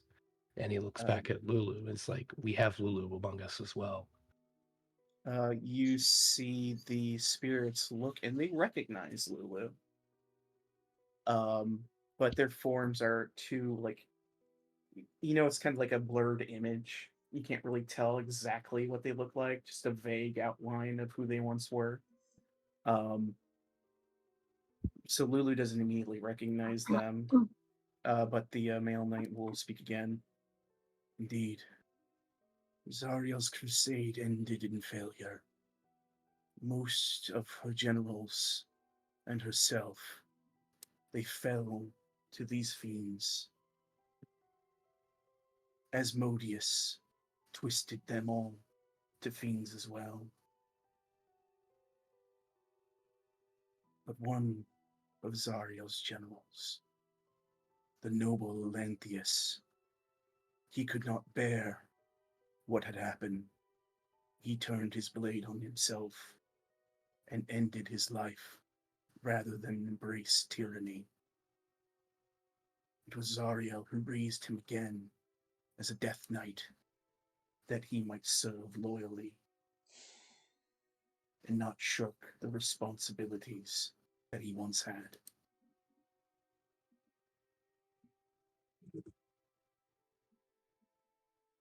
You're saying like he's not doing this willingly? The other female spirit looks to you and goes, Olanthius wished only for an honorable death, and he lives forevermore, damned like the rest of us. We wait here until Zariel beckons us for our final crusade. What's the final crusade? Did you The ever watch male Indiana knight speaks Jones? again. The one after Burning Crusade. The male knight looks and goes, the destruction of the demon lords, the ultimate victory over the abyss, the defeat of that which destroyed everything Zarya loved. Harlan looks at Lulu and also looks over at Rhea. And he raises, not like his sword up in the air, but like he's holding the hilt, but the sword is pointing towards, the tip is towards the ground. And he's just like, with any luck, our actions in this realm will usher that in. And the male knight again looks to you, Harlan. Pray thee, you seem a noble soul. Would you free us from this everlasting bondage? Speak how, and it will be done. We do not know. But if you can find a way to free us, you would put many good souls to rest. Harlan writes in his diary that he has another quest to do. Add to the question. Harlan's just like, on my word, I will do whatever I can to achieve. And like this place, the blessings that we can offer. But be wary, not everything in this crypt is so kind. I trust that I am also not as kind as I appear when I need to be. You see the knight smile, and all three of them kind of place a hand on their ghostly chest. They give you a nod, and they disappear. Sweet. Iron's like, let's go. All right, guys, let's go find Orlantheus. And so he's on a clue search. He's got a raging clue boner. Let's go. Okay. So that's when Derva would Such a look down this clue. hallway and go, Clue. "Hello." There's plenty Yeah. this way. Your voice echoes through the halls, Derva. No reply. Empty, guys. Yeah. And Cap you're has a sure clue down free. here. Should Cap goes that way. You move over into that room, Cap. You see what appears to be a large iron urn in the corner, heaped with human bones, squats in an alcove at one end of this hall. On the wall nearby is a carved relief that shows a column of mounted knights charging through a portal into a fiery hellscape. This must be how they got here, then. The storytelling. All right. And as you approach there, Cap, pause, everyone. Oh no. Oh no. Derva's just innocent. You've activated my trap cord. Hurry, throw the blue eyes white dragon. The urn bursts open, and tumbling out of it Jesus. is a myriad of wrapped mummy-like figures. They I have like his jaws. necklace. They've still got their teeth. And they all collapse all around you, Cap, as they tumble out, and you find yourself surrounded by mummies, and we're going to roll initiative. Oh my Oh, god. no. Oh no, thank you. I'm exploring. And no one hears anything other than the sound of shattering pottery and in the distance. Oh, we do hear the raw. Max just goes, oh shit, not again. Oh shit, here we go again. There we go again. Yeah, and they are going to get a surprise round on you as they tumble out. Their surprise was tumbling. Jerks. All right, so we will go. Actually, real quick before you do this, start this combat. I want to go to the bathroom, so I'm going to be right back. Oh no, it's gonna be a long one. Alrighty. Oh, yes. So these lads, because you want the pain, you've opted in. Get a surprise round, Cap. Here's what I'm going to need from you. I need you, because the ones that can't reach you are going to use their dreadful glare on you. Okay. So you need to What make does that 3 do? wisdom saving throws, please. Okay. Wisdom saving throw. Please no more heart attacks. Wisdom saving throw. Wisdom saving throw. All right, you managed to keep a stalwart heart in the face of these these mummies as their eyes begin to glow in the background. The other 5 are just going to try and smash you with their fists. They each get... Oh, wait, they can all do that and attack. So they're all going to hit you with that. I need 5 more wisdom saves. Oh my gosh. This is really a good tank test, to be honest with you. Here we go. Good. Not so good. Not so good, but you're still good. And one more. No. Okay. Oh, You would literally need to roll, I think, a nat 1 to fail it, or 2 to fail this. So, yeah. Basically.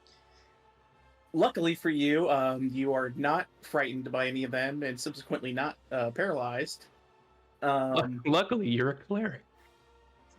But the 5 around you are going to start slapping you. 1, Slappy hands. 2, 3, 4, and a 5. Oh. Hey. One of them got double 20s. Holy shit! What are the? I needed those to make friends with gauntlets. Damn it. All right. What's your AC? 22. 22, and they do have advantage because it is a surprise round. So, first one that hits you with a 23 will be 9 bludgeoning and 12 necrotic damage. 9 plus 12. And you also need to make a Constitution save for that.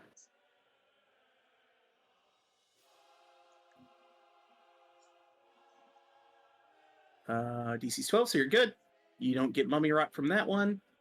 The next one is a crit. So that's going to be 19 plus... How much necrotic? Oh, wait. So 14, we do 3d6. 30. I'll just take what it rolled. 19 plus 30 is 49 points of damage total. Ooh. As one just rocks your dome. Yeah. And you hear in the back of your mind, my vengeance will be swift. Oh. Cap laughs at the voice in his head. I'm still stealing your power, you guys. They're all mine, not yours. Oh. Alrighty. Max, you're up. Time fluxes, and suddenly the battle actually begins. Holy You shit. hear the crashing of mummy fists in the to the south, and Cat yelling out. Or whoever hit me took 2 damage. Max is just grossed out. 2 piercing. It's like, right? I don't know if I want to go down there, but she does go down this way. And orange and purple, I'm going to say, are the ones that hit you. Yeah. Can I even? Where is he? He's pretty far away. In true you guys fashion. Yeah. I mean, At he's least so far not away. a clump. Yeah. I think she's pretty. She can go. How much feet can I go again? I think it's 30 feet. 30 feet. Yeah. So I've gone. I think that's about 30, and Leroy is just right behind me. We're just making our way. You could use your We'll just action to dash. dash if you'd like. Yeah, Yeah. we'll do dashing because we're dashing through the snow. Oh, there's 1, snow over there? 3, Gross, I'll be 4, here. 3, 4. Okay. Can you move Leroy? Yeah. Because now I can't see him. Can you just move Yeah, I him got to him. behind me? Yeah. The lad. Max is like, oh my god, no! Yeah, you see all these mummies have like poured out of this destroyed urn and are rising up and just slapping at the Cap. Max just goes, there's a lot of dead things down here. Max. How There big you is go. the room? It's It big. belongs You to could me you now. could fireball it, Morty, as long as Cap got out of the way. All Cap can right. take the fire. He could take the fire. That's Just, like hit me with Hit it's me, like bro. just drop a fireball. He got it. As long as these things are alive, Cap literally can't move anywhere. Unless he has a teleport, which I don't think he does. Don't Cap and No, I I both don't. have fire resistance? Right, that is true. I do have some resistance. And that's all Max is gonna do because there's nothing else to do. Harlan, battle is joined. Couldn't shoot this guy. She had to use her action to get that far. Oh, She's pretty far away. dash. Everyone was still up in that chamber where the ghosts were when you went down there. Oh, whoops! Sorry, guys. It's bound to happen with your group. It's just It par is for the how we course. roll. This is what we do. There's no danger, even though you were actually audibly warned by the ghost that there was danger until you stumble into it. Then there's actual danger. It's actual. That's how we do things. Exactly. See. To do anything different, it would be out of character for us. Harlan dashes in as well. We're here. Oh wait, this is a friendly zombie. Yeah, that's that's my boy. That's a Oh. Kenku skeleton. And Harlan was just like, Stuck his way up there. that classic Cap wire.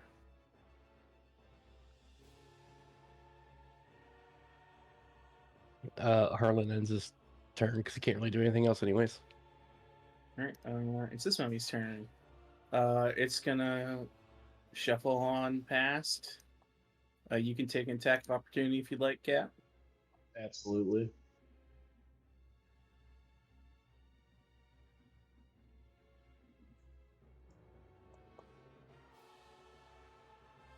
I, 14 hits, Nice. doing 18 points of damage. You do some pretty good damage with that mace now. Yeah. As I was you like, holy fuck. you clock it on the way out. The hammer of Gond flares with holy light, striking this undead, this monstrally created undead in the back of the head. But as it shuffles its way towards you, Harlan, ignoring the skeleton because it doesn't care about the dead. First, I need you to make a wisdom saving throw.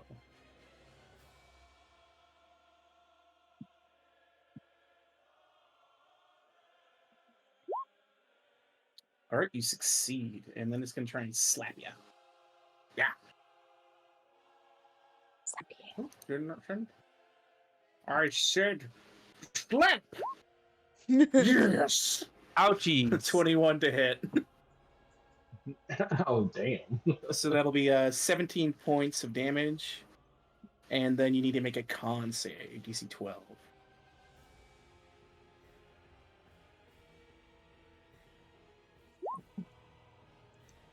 Ooh, you barely make the save. Oh, good thing. Mummy rot's not fun. No, it's not. Yeah, this mummy walks up to you, its mouth agape, and then it just slaps you right across the head.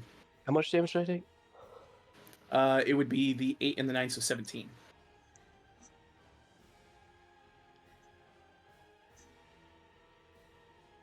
All right, it's this mummy's turn. This mummy, uh,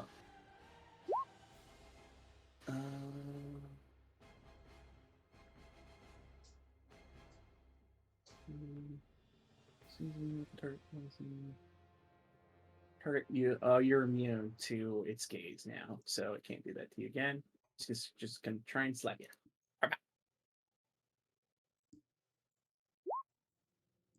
Slapping me. Yeah, crashes against your mighty bone shield. Just deflects with no issue. All right, it's actually Mortimer's turn now. All right, this time for real. 5. A damn skeleton. And that's as far as he can get with his little legs as he charges down the hallway. I'm coming! Rhea's there. She goes, why is everyone always so far away when they're in combat? 10, 15, 20, 25. Damn skeleton, 30. 35. And she hits a junction where everyone's in her way, and she can't go further. And she's like, how bad is it in there? Harlan goes, ouchies.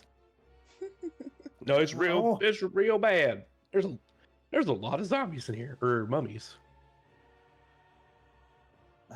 She could action surge to dash again. Harlan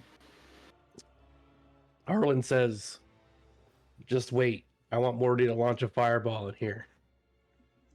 She immediately like skids to a stop behind Morty. All right. Just, you're on, buddy. It's like, I got it. Cap. Cap needs to get out of this shit. How about a shit? Would if I knock one of these guys prone, can I jump over him? I would say you could use your attack to attempt to shove one, like this guy, away. Yeah. Cap's gonna do that. That'd probably either that guy or this one would be your best bet to get an avenue to leave. Yeah. So Skelly Boy's gonna come over and smack Purple. All right. What running speed for skeletons? They're looking at 30 feet. Okay, so yeah. So that other one could charge into the room. Okay, so he actually will make it. Yeah, because he'd have to bank the corner, so he'd go bang and then bang. Yep. So he's just chilling there. Wait, he has a range attack actually. He'd have to use his action to dash though to get in. It's his running speed is 30 feet. From there was 30 feet. Yeah, but you have to actually navigate the corridor, so it would be into this corner and then into here, like that, like an L. Oh, right. Yeah, because you can't clip through walls. You can't no clip through the dungeon. They're bows. Cheat poses and no clips through the walls. Cheat poses. But you also heard that a fireball is going to be launched in here, so you probably want them to not be super close to the blast radius. I guess if that's the case, he's gonna range check anyway. He's gonna clip. He's gonna say corner this corner instead of the other one. Okay. And then if you want to shove one of these creatures, you need to make an attack roll first to hit their AC. Okay. You just use your mace or whatever. Yeah. All right. Now make an athletics check.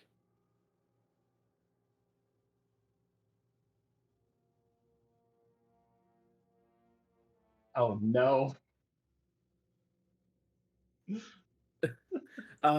It opposes you with its strength. That's you go to shove it, and you get hit in the eye with a speck that seems to have a little flicker of green necrotic energy to it. Oh, damn, you were cool. You step us. Oh yeah, and you only have one attack, so that's all she wrote. Any bonus action you want to take? Oh, I can still take my bonus action? Yeah, there's your action to attempt the shove. Yeah, I shield bash Pink. I believe you. Okay. If you knock it prone, you won't be able to move through its space. No, I know. Yeah, but strength check correct? Yep. 14. He's not prone. Oh, so let me go ahead and do that real quick. The lad is prone.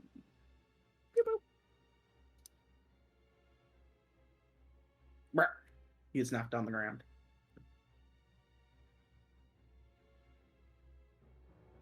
All right. It's Lulu's turn. She's gonna go. All right, should I come in there and blast my trumpet, or no? Will you be okay? No, Lulu. No. Stay back. All right. She's just gonna fly up to about here.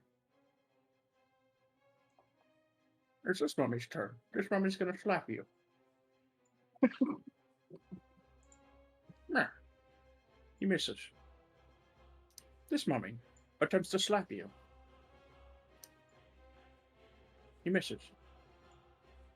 This mummy begins to move through the area. You already used your reaction, so he moves through unabated through his allies up to he'll go up to here. No, go away. Mm-mm. And no, he stinks.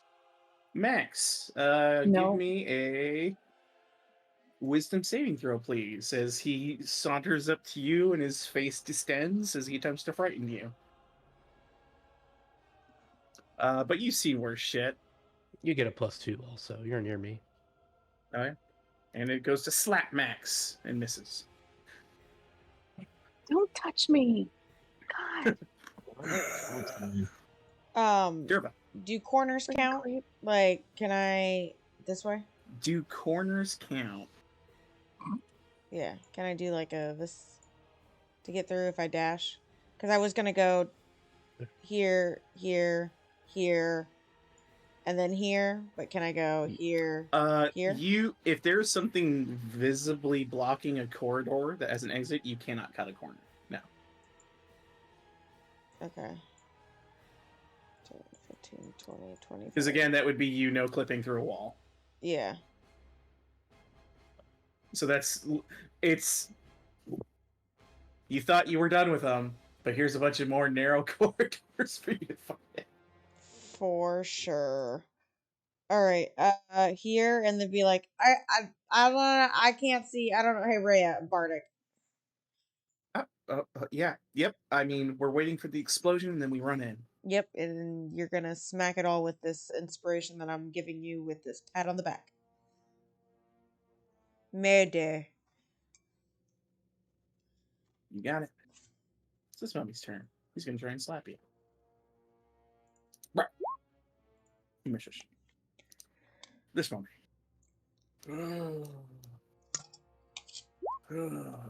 Walks up to here. He's got 2 potential targets. Actually, he's got 1 clear target, so he's going to swing at Harlan.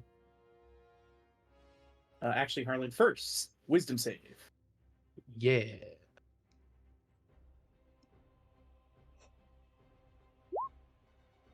You good. He misses. This mummy attempts to slap the other tank. He also misses. I'm not a tank anymore. I don't have a shield. I mean, you're a beefy boy, though. But Yeah, right. Max, your turn. These mummies are flailing at Cap down below. Has Cap been hit pretty hard, or is he good? Is he okay? No, Cap is gleaming.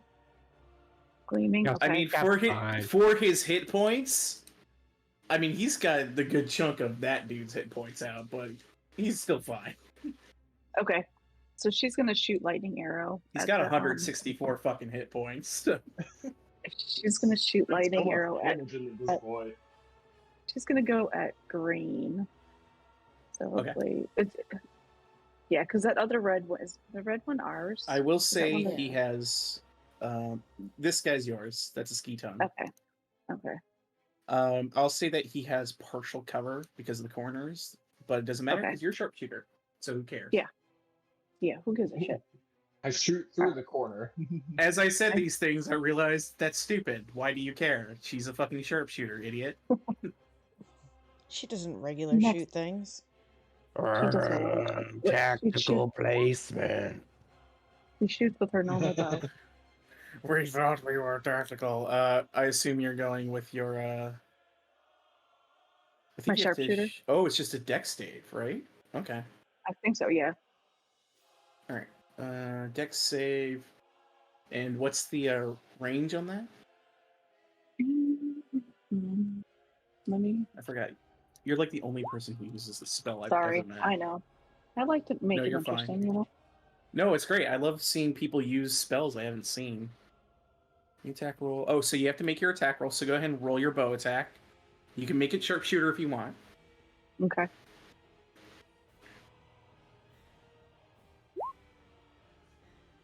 -5 is 13. Still hits. Yeah. These are just bodies with mummy wraps on them. They do not have armor. So that'll hit, and it says make the attack roll as normal. It takes 48. Okay, so it substitutes your normal damage with the lightning damage. Mm-hmm. But I'm going to rule that you still get your +10 for the sharpshooter. So it'll be 23 damage to green that you hit. And then each creature within 10 feet of the target must make a dex saving throw. So that's going to be Cap, his skeleton, and all these mummies. Dex save. And then I need 1, 2. Believe it or not, these mummies not very dexterous. No. The shambling horrors missed on their gymnastics days.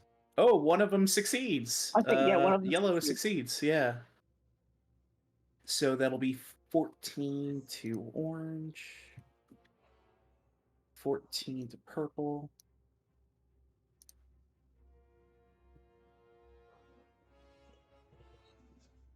14 to pink, and 7 to yellow. It's half as much, right? Yeah. Mm-hmm. And then Cat, you take 7 lightning. Okay. And then roll a dex save for your skeleton. If it rolls badly, this could be the end of the skeleton. Oh no, I'm sorry. Nope, it went well. There you go. No, it's the 12. No, not it's the 22. Oh, damn it. Sorry, buddy. So the skeleton is shocked with lightning and falls apart. There's a mech's like a whoa. It's okay. Morty was going to kill it anyways. I don't really have an angle right now. Not yet. He's small. I've got an idea, though. He can climb on top of Leroy. And then Leroy's gonna smush Max over to the side, and he's gonna attack the red one that tried to fight her. All right, jump in, swing in, jump out. Okay, it'll get an attack of opportunity on Leroy. No, he's not backing out. He's just pushing her to the side, like he's like, you move, can't, bitch. You can't occupy the same space. No, one of you has to take the attack of opportunity, so it'll be either you or Leroy if you're swapping places with him. Max is gonna take it because she has the higher hit points. Okay, so Mummy's gonna swing at you. Let me 13, which I think misses. Yeah. Yeah, you're good. Okay, and then I didn't put it back.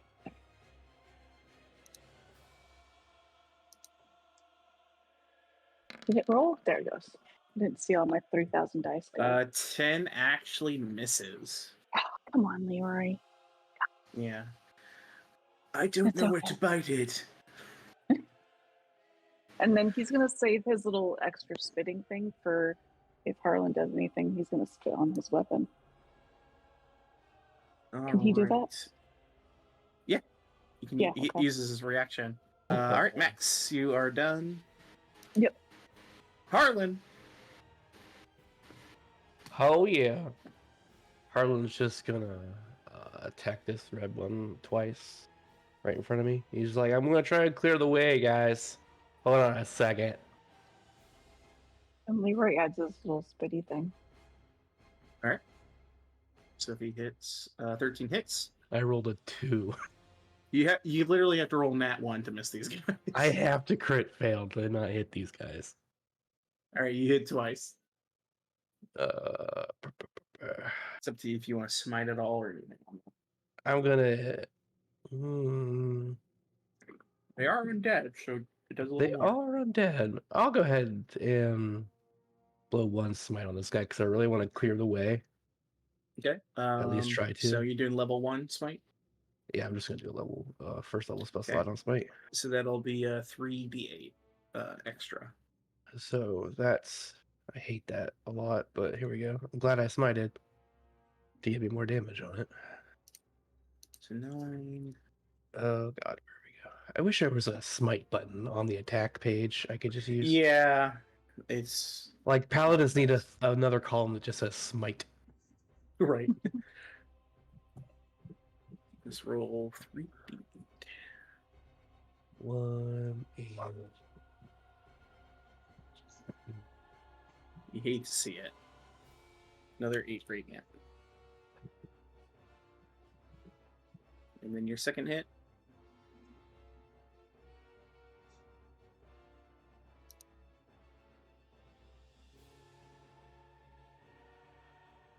Double hits.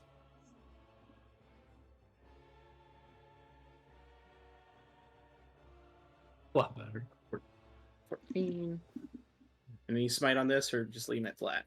I'll left a hit and I'll smite on it as well. 3d8.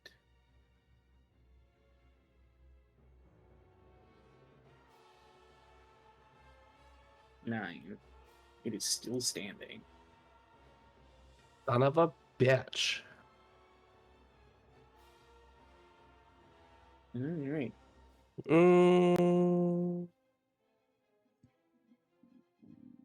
Do I have anything else? I don't think so. I do actually. I don't want to spell slot. I'm not gonna do it.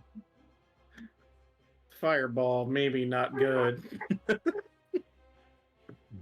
Use your judgment, Morty.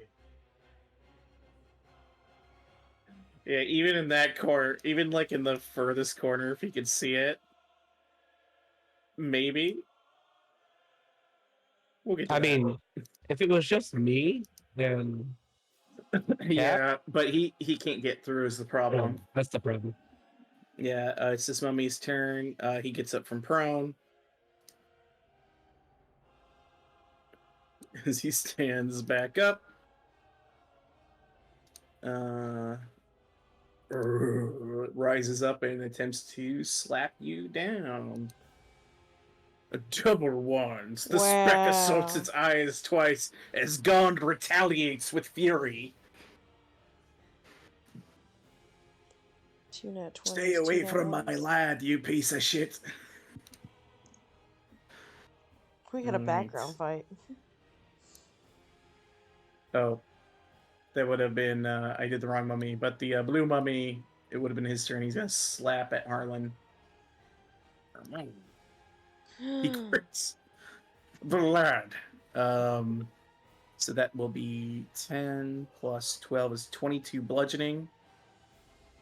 And then 18 plus 7 is 25. So 22 bludgeoning and 25 necrotic on Harlan. And then you need to do a con save. Oh no. You're fine on the con. So 22 bludgeoning and 25 necrotic.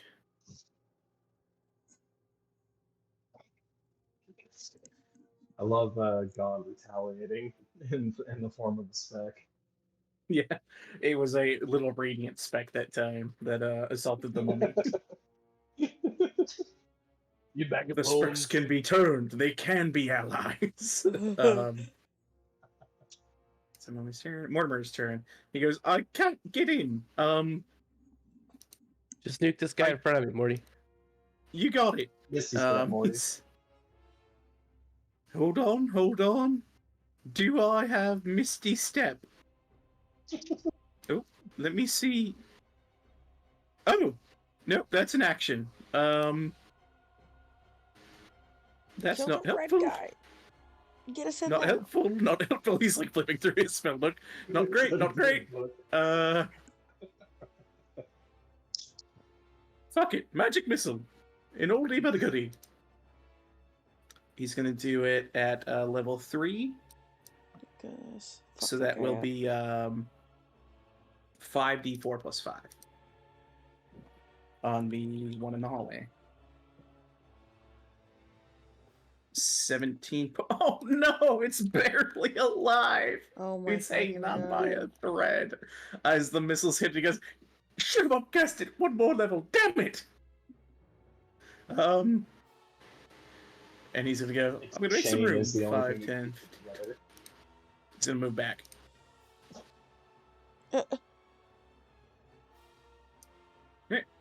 Riz turn. She's gonna step forward. She's gonna pull out her crossbow and try and finish this fucker off. Crossbow. Bing. That's enough to hit. 6 damage. Rhea clocks this one in the skull. It falls down. She slings the crossbow behind her back and moves into the room. And gets up to here. She's gonna use her second attack to swing on this guy with her sword. It's gonna hit. Ooh. Why is two-handed always lower? 15 damage. I don't know, man. We need to get her a great consistent. so she can't see the higher damage of the one-hander. Right. She swings 2 hands and cleaves into this mummy. You guys look pretty hurt. She's gonna burn her action surge. Swing 2 more times. 1. Still a hit. Thankfully, these guys have very low AC. So first strike is going to be 11. Second strike is going to be 8, so 19 points. Oops. What is this doing? What is this? There we go. There we go. It's still barely standing. But Cat, you're up. Rhea charges in. You see a bolt strike this one in the skull, knocking it dead, and then Rhea runs in and begins slashing madly at this one. All right. These guys are clearly like some beefy boys. So we're gonna try something. Let me take a look. No. Look at those 2 guys. Not these guys. I'm gonna try a Guardian of Faith. Oh, okay. Yeah. The Guardian of Faith. Boom. A dwarven lad. Beautiful. Yeah, there we go. A golden resplendent bearded dwarf appears with a hammer saying, "It's gun time!" Just imagine him as a Super Saiyan. And where do you want him? Right where you have okay. him. Yeah. It's because he's just like guys. Yeah, so basically the way it works, like on their turn they have to make a dex save, and it's a 10-foot radius, right? Damage, he's out. So he can hit maximum 3 of these guys, but it's not guaranteed he hits every single Maximum, he could hit 6 if they succeed for 10 each. I thought it was 60 damage that he. Yeah, It's 60. He has a 60 pool total. Yeah, and so basically the way it when- works is every time they fail, he does 20 damage, and that takes away from his total. But if they succeed, he does only 10, but that also takes away from right. his total. So it's a total pool Okay. of 60. Yeah. Gotcha. So he but it's can hit all within of them. 10 feet of him, right? It's a Yeah, damage within 10 battery. feet of her. All right, I'm just going to make a little thing for my own reference so that I can see. All right. Yeah, you summon a Guardian of Faith as one of Gon's forged children appears. Resplendent, gleaming hammer in hand, kind of twirling it around like he's ready to throw it like fucking Thor. Yeah, it's making that noise. All right. Is that it for you, Cap? I can do bonus action still. That was Yeah, can't be a leveled spell. But you could do another shovey if you want with your little shovey shield bash on the orange boy over here. You're No, doing it's on yellow okay. boy. Yeah, yellow boy. Yellow one? Okay. Yep. He gets knocked prone. Rip ruinies. You're just knocking him down for the sake of knocking him And down. since I didn't make a movement last turn, can I walk over this guy or no? No. Okay. Yeah, you'd have to shove him out of your way. He's still in the space, so. Right, and that's an action. So, gotcha. Yeah. Yep. All right. It's Lulu's turn. She goes. Oh yeah, you're a skeleton. What's your blue boy doing? He shoots at orange or shoots at green. Okay. Sorry. Short bow. Attack. Hits. The arrow thunks in, but it doesn't do as much damage as you'd hope, as its weapons are not magical. But it takes half damage. Still something. Yep, Just the sure, fact something. that skeleton can range attack is amazing. It's a good thing. A little thumbs up. It's Lulu's turn. She goes, "All right, am I going in or am I staying back? What's going on?" Can she actually get up close enough to trumpet blast? She's 120-foot movement speed. Never mind. She has a trumpet blast that doesn't hurt anybody but evil things, right? Yeah, so if any of y'all are evil in there, I don't know if I should do it. I'm not evil. That's not evil anymore. Yeah, Who's in you're there? good. Rhea, Cap, Gone. Literal guardian of Neighbor. goodness. Little guardian of faith. All right, I'm coming. There you go. Yeah, Max is in the hallway, I guess. She's neutral. She's neutral though. She's not evil. She's just neutral. Totally neutral, smiley face. Totally neutral. We're about to find out if she's neutral. 30-foot cone. All right. 30-foot cone. That's fucking massive.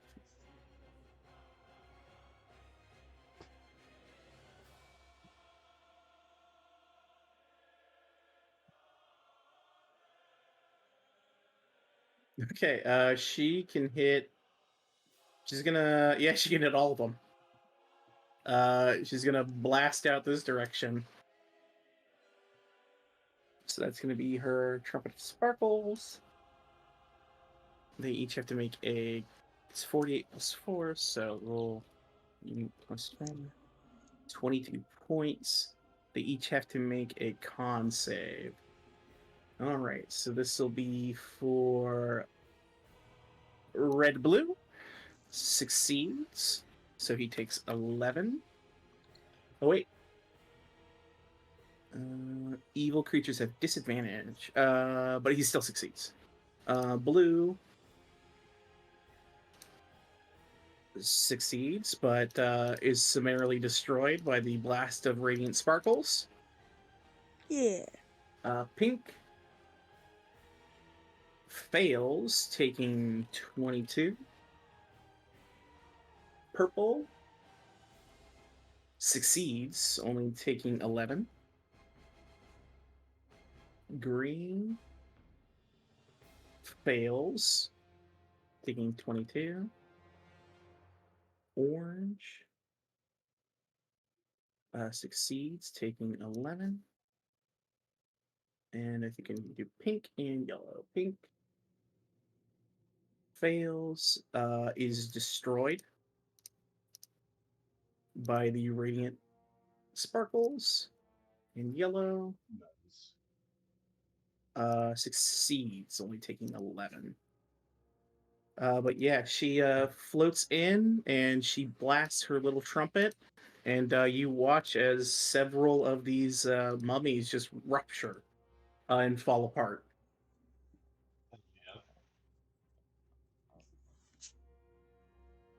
All right. Harlan high fives.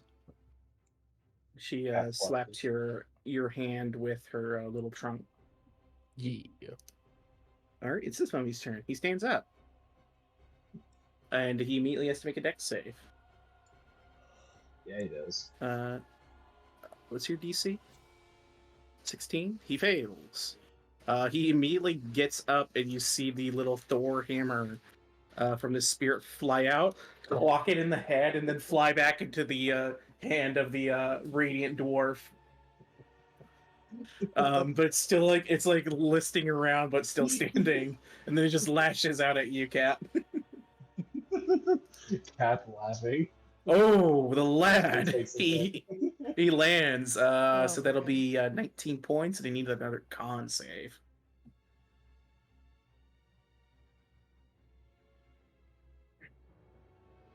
No, we're cool. Oh no. As the radiant hammer of Gon strikes this creature, you see its head lurches forward, and you see the burning green embers in its eyes alight with a fury, and you hear the voice again, "Rot away and die," as this mummy grabs you and begins to breathe necrotic energy into your face. You are cursed with mummy rot. You cannot regain hit points, and your hit point maximum is decreased by 10. Or 3d6, so let me roll that now. So let me roll the 3d6. Only 4 right now. So it's only reduced by 4. If the curse reduces the target's hit points to a maximum of 0, it dies, and its body is turned to dust. The curse lasts until the removed by remove curse spell or other magic. So every day you'll lose more and more hit points until you remove curse. Not a big deal for you at your level. No.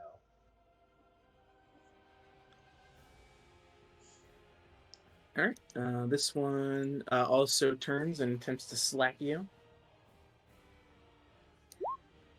Missing. Misses. This one's. Oh yeah, he needs to. Yeah, let me do that real quick. And then the one purple needed to do dex save on his turn for your. Succeeds. Only takes 10. Okay, so Guardian is done 30 points so far. He's down to 30. Yep. Yeah. I'm keeping track of it.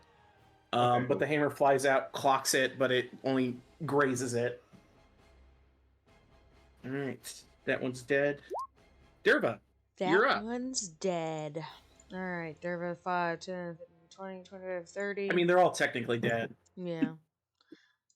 So to get to that point, you would incur an attack of opportunity from this guy. Okay. All right, he's going to swing at you. 18. I'm cutting words. All right, roll it. -7. He won't hit. All right, so that's 11. Misses. I go Fuck you, stupid. fuck you. I hate you. No, you don't. And then just throw. You know what? I'll stick my tongue out at him and then toss 2 Eldritch Blasts at him. First one. All right. Send him. Misses. That's actually one of the only rolls that'll miss. That one hits. Ugh. Gross. 4 damage. And yeah, Rhea's got a Oh, that was a bardic. 1. Yeah, that Yikes. was a 1, yeah. Yeah. Rhea's got a bardic, so then yeah, I'll just I'm just here. I'm So living. I'm gonna delete this guy. All right. This guy is gonna attempt to slap Cap.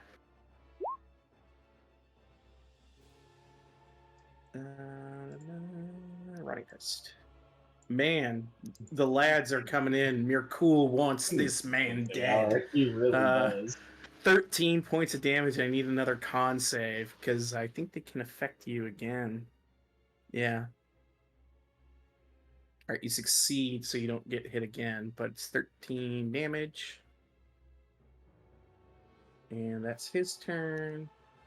It's this lad's turn. He's got 1, 2, 3, 4 potential or actually 3. Harlan, what number do you want to be? Oh, 1. All right, you'll be 1. Lulu's 2. Rhea's 3. Rhea misses as Rhea parries it off with her sword. This guy is going to slap Cap. The lads coming up big for Mirkul. Another 20s. Yeah, the 22. Really pissed them off. Can Yeah, my so that's cutting 26 words points more damage. was a reaction You from already my used your last reaction. turn? Okay, was it? Oh yeah, so you could use it again if you'd like. Okay, could I just cutting Well, words? no, because you used it on your turn. Okay, that's while why. you were That's where I walking. wasn't sure. Yeah, so you wasn't- don't have it. Okay. Yeah. Yeah, because you Well, used it that while guy got moving, 2 so that would have points been your turn. Okay. Yeah, take that as you take 26. Yeah, Waiting for that. Ow! Fuck. You should have taken the deal. Marcool's kind of a My dick. bone, you bag of bones. Max! He just starts banging his shield again. All right, I literally got to my computer just in time. Okay. Perfect. All right. Yeah, your boy's looking pretty rough down there.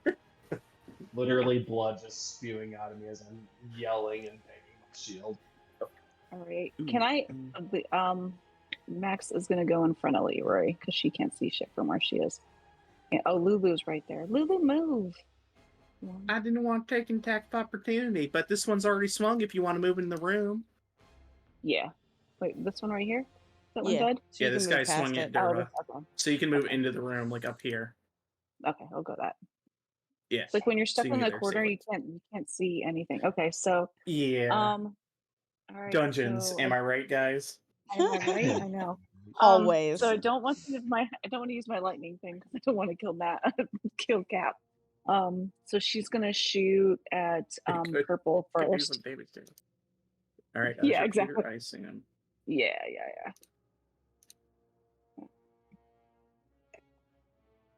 No, that's not gonna let's put him. -5. It still Curse right hits. now. Still hits. Okay. And then AC's we'll only see. 11. So And- 22. Yeah, you go ahead and add a tally, Max, as the arrow right, flies I'm through back this thing's head. She's I'm back back, at 1. baby. Okay. All right, and then she's gonna shoot at the. You're technically at 2 because you also killed Azarius. Oh, I did. That's right. Okay, I'm at Yep. 2. I switched computers, so my little thing's downstairs on the other one. All right, and then she's gonna go after yellow, I guess, for her other one. All right. Fire. Oh, this one's gonna hit. Oh, yeah. Maybe one day it will show up, so I can roll the damage. Yeah, There roll we that go. damage. 24. You add another tally. All right, sweet 3. All right, Dealing and then death. and then this one though with the red and blue, is that one dead yet or no? Red and Oh, blue. right next to Rhea, to the right of Rhea. No, he's quite alive. Okay, well Leroy's gonna try to unalive him. But I will unalive you, behold. What a nice Mistress, term. I'm going to try to unalive you. Mistress. I will unalive this mummy who's already dead. Missing again, Oh, poor Oh Leroy. my god. Come on, Leroy. I will let you know that when Harlan hit, Leroy's poison did nothing to these creatures. No, I thought about it afterwards, and I was like, yeah, the poison's not going to do anything to the zombies. Yeah, they're undead. Yeah. Yeah. They don't have any, anything to poison. Yeah, exactly. I thought about that afterwards. I was like, yeah, it's not going to do squat, but oh well. All right, that's it for us. Harlan. Well, what's I gonna do? What's I gonna do here?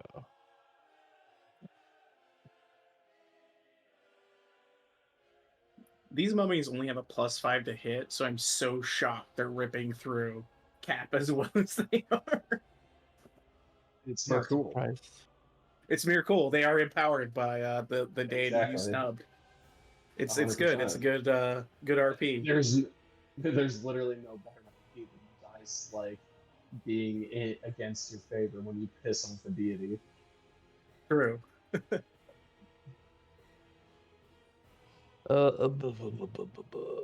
want that bone power, man. Yeah, Harlan's just gonna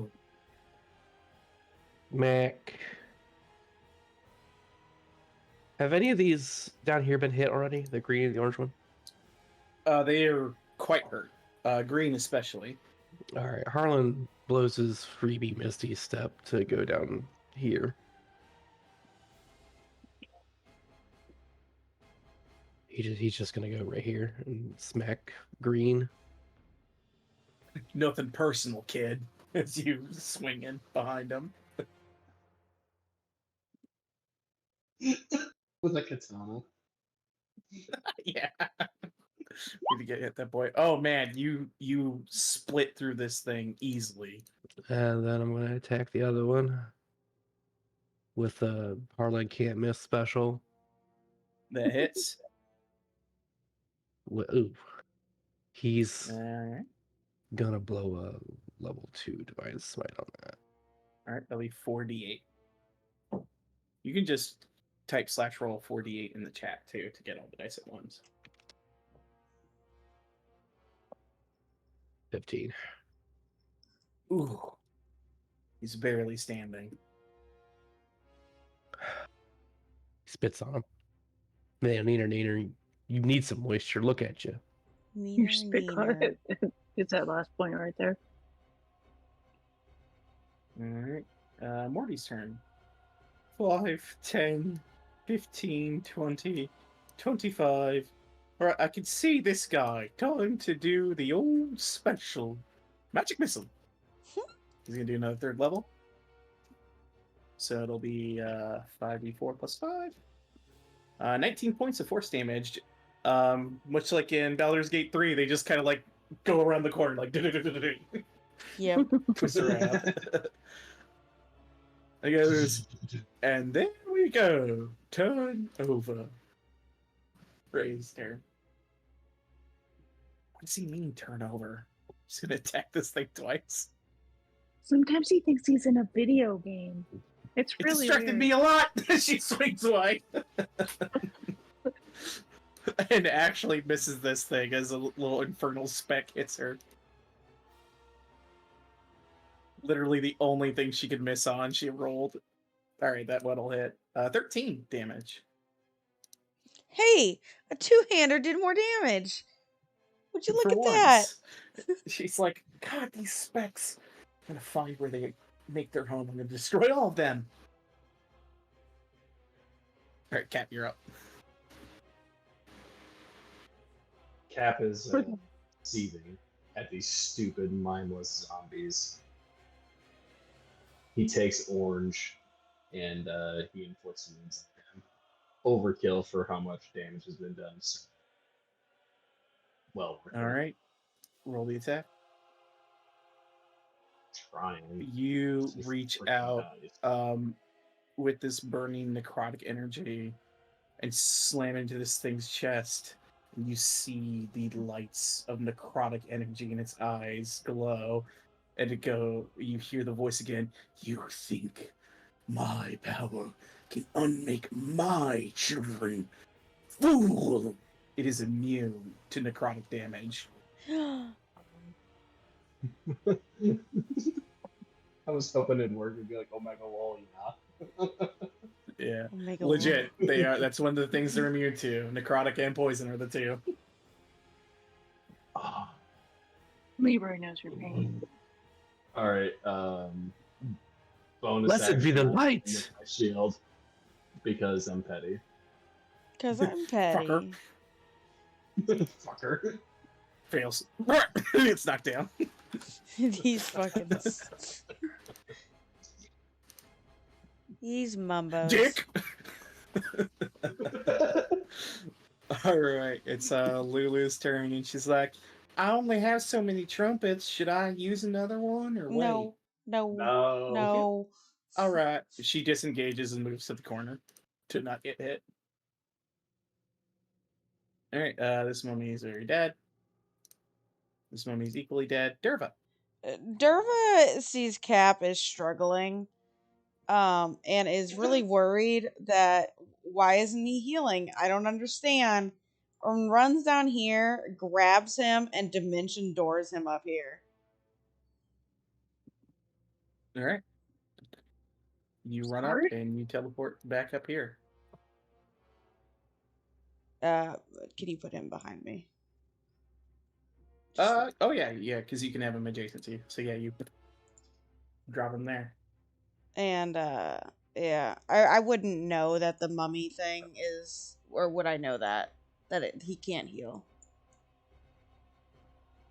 Is that a knowledgeable you thing? have no idea. Okay. You have no idea. Does Cap even Technically, know he that? doesn't even know. Yeah, you don't know. Oh, okay. Well then, you I would, knowing Derva, I would. Oh no, that's a level. Yeah, that's a leveled spell, so I can't. So then, yeah. And this is not Baldur's Gate. I then just give him inspiration. All right, you get a bark. I feel inspired. Yeah, Smoothly only a dungeon master can inspire people. All right, Derva. Hey, another room. You evac your cleric. Yeah. Okay.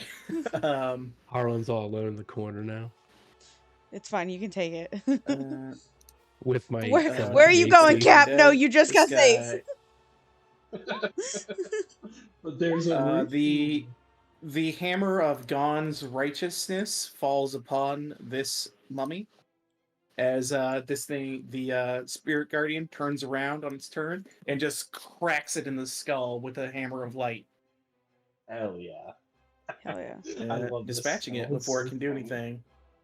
This guy, his quarry now gone, turns to Harlan, shrugs and slaps.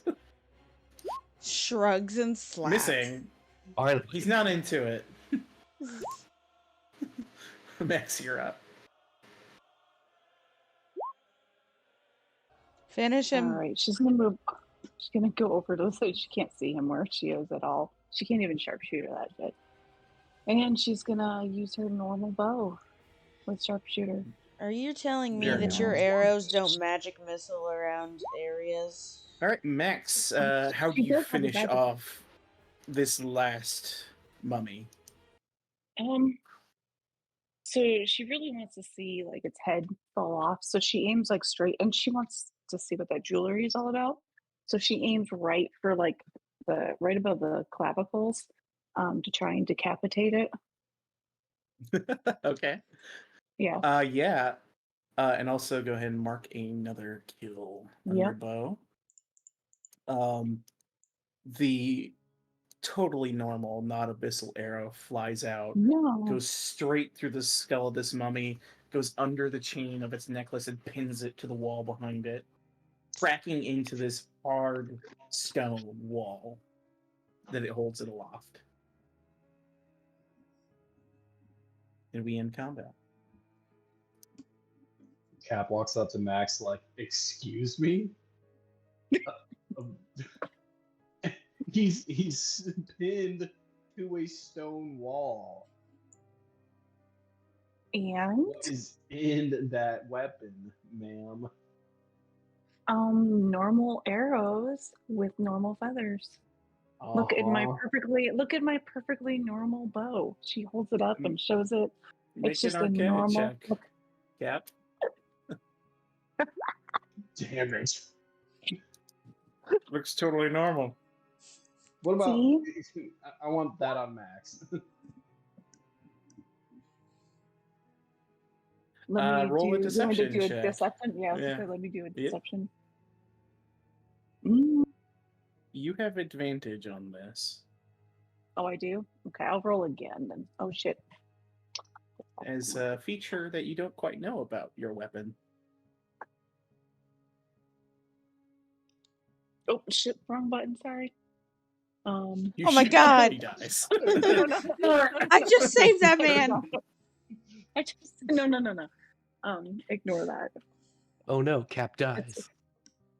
No. Again. The Again. lad. Another keeps silver it hair. When she says it's just normal bow with normal arrows, you can't discern anything about the nature of the bow. It looks pretty mundane, but she's not being honest with you.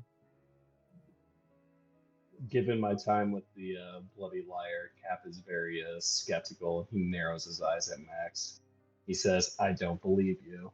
That looked like your gun." Well, it's just a normal bow. But I'm going to go check out that head over there and see what that necklace is all about. She gives him a wink, and then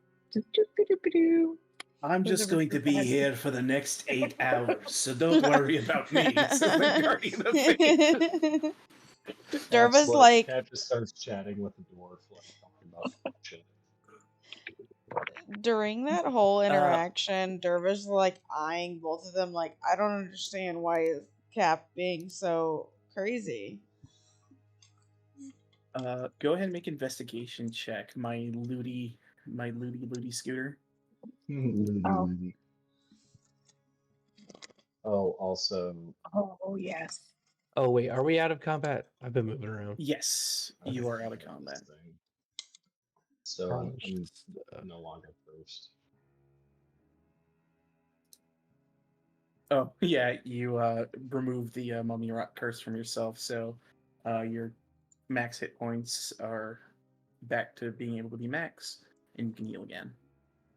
Unfortunately, that was my last 3rd level health spell slot, and my healing spell is bestowed or beacon.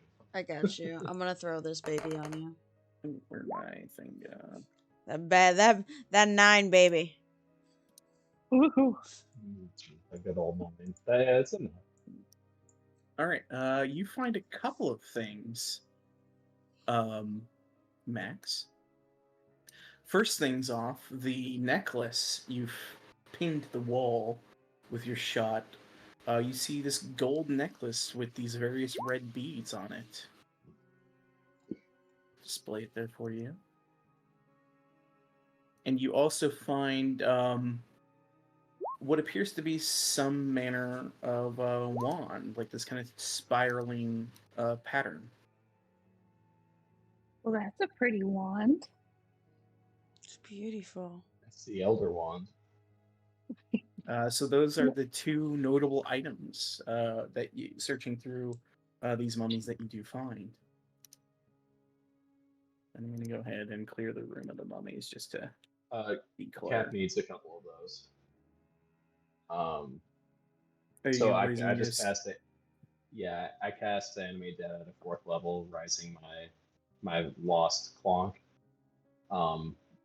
But I get 2 additional undead creatures for each spell slot for 3rd level. So hell yeah. It's happening. 3. This one will be orange.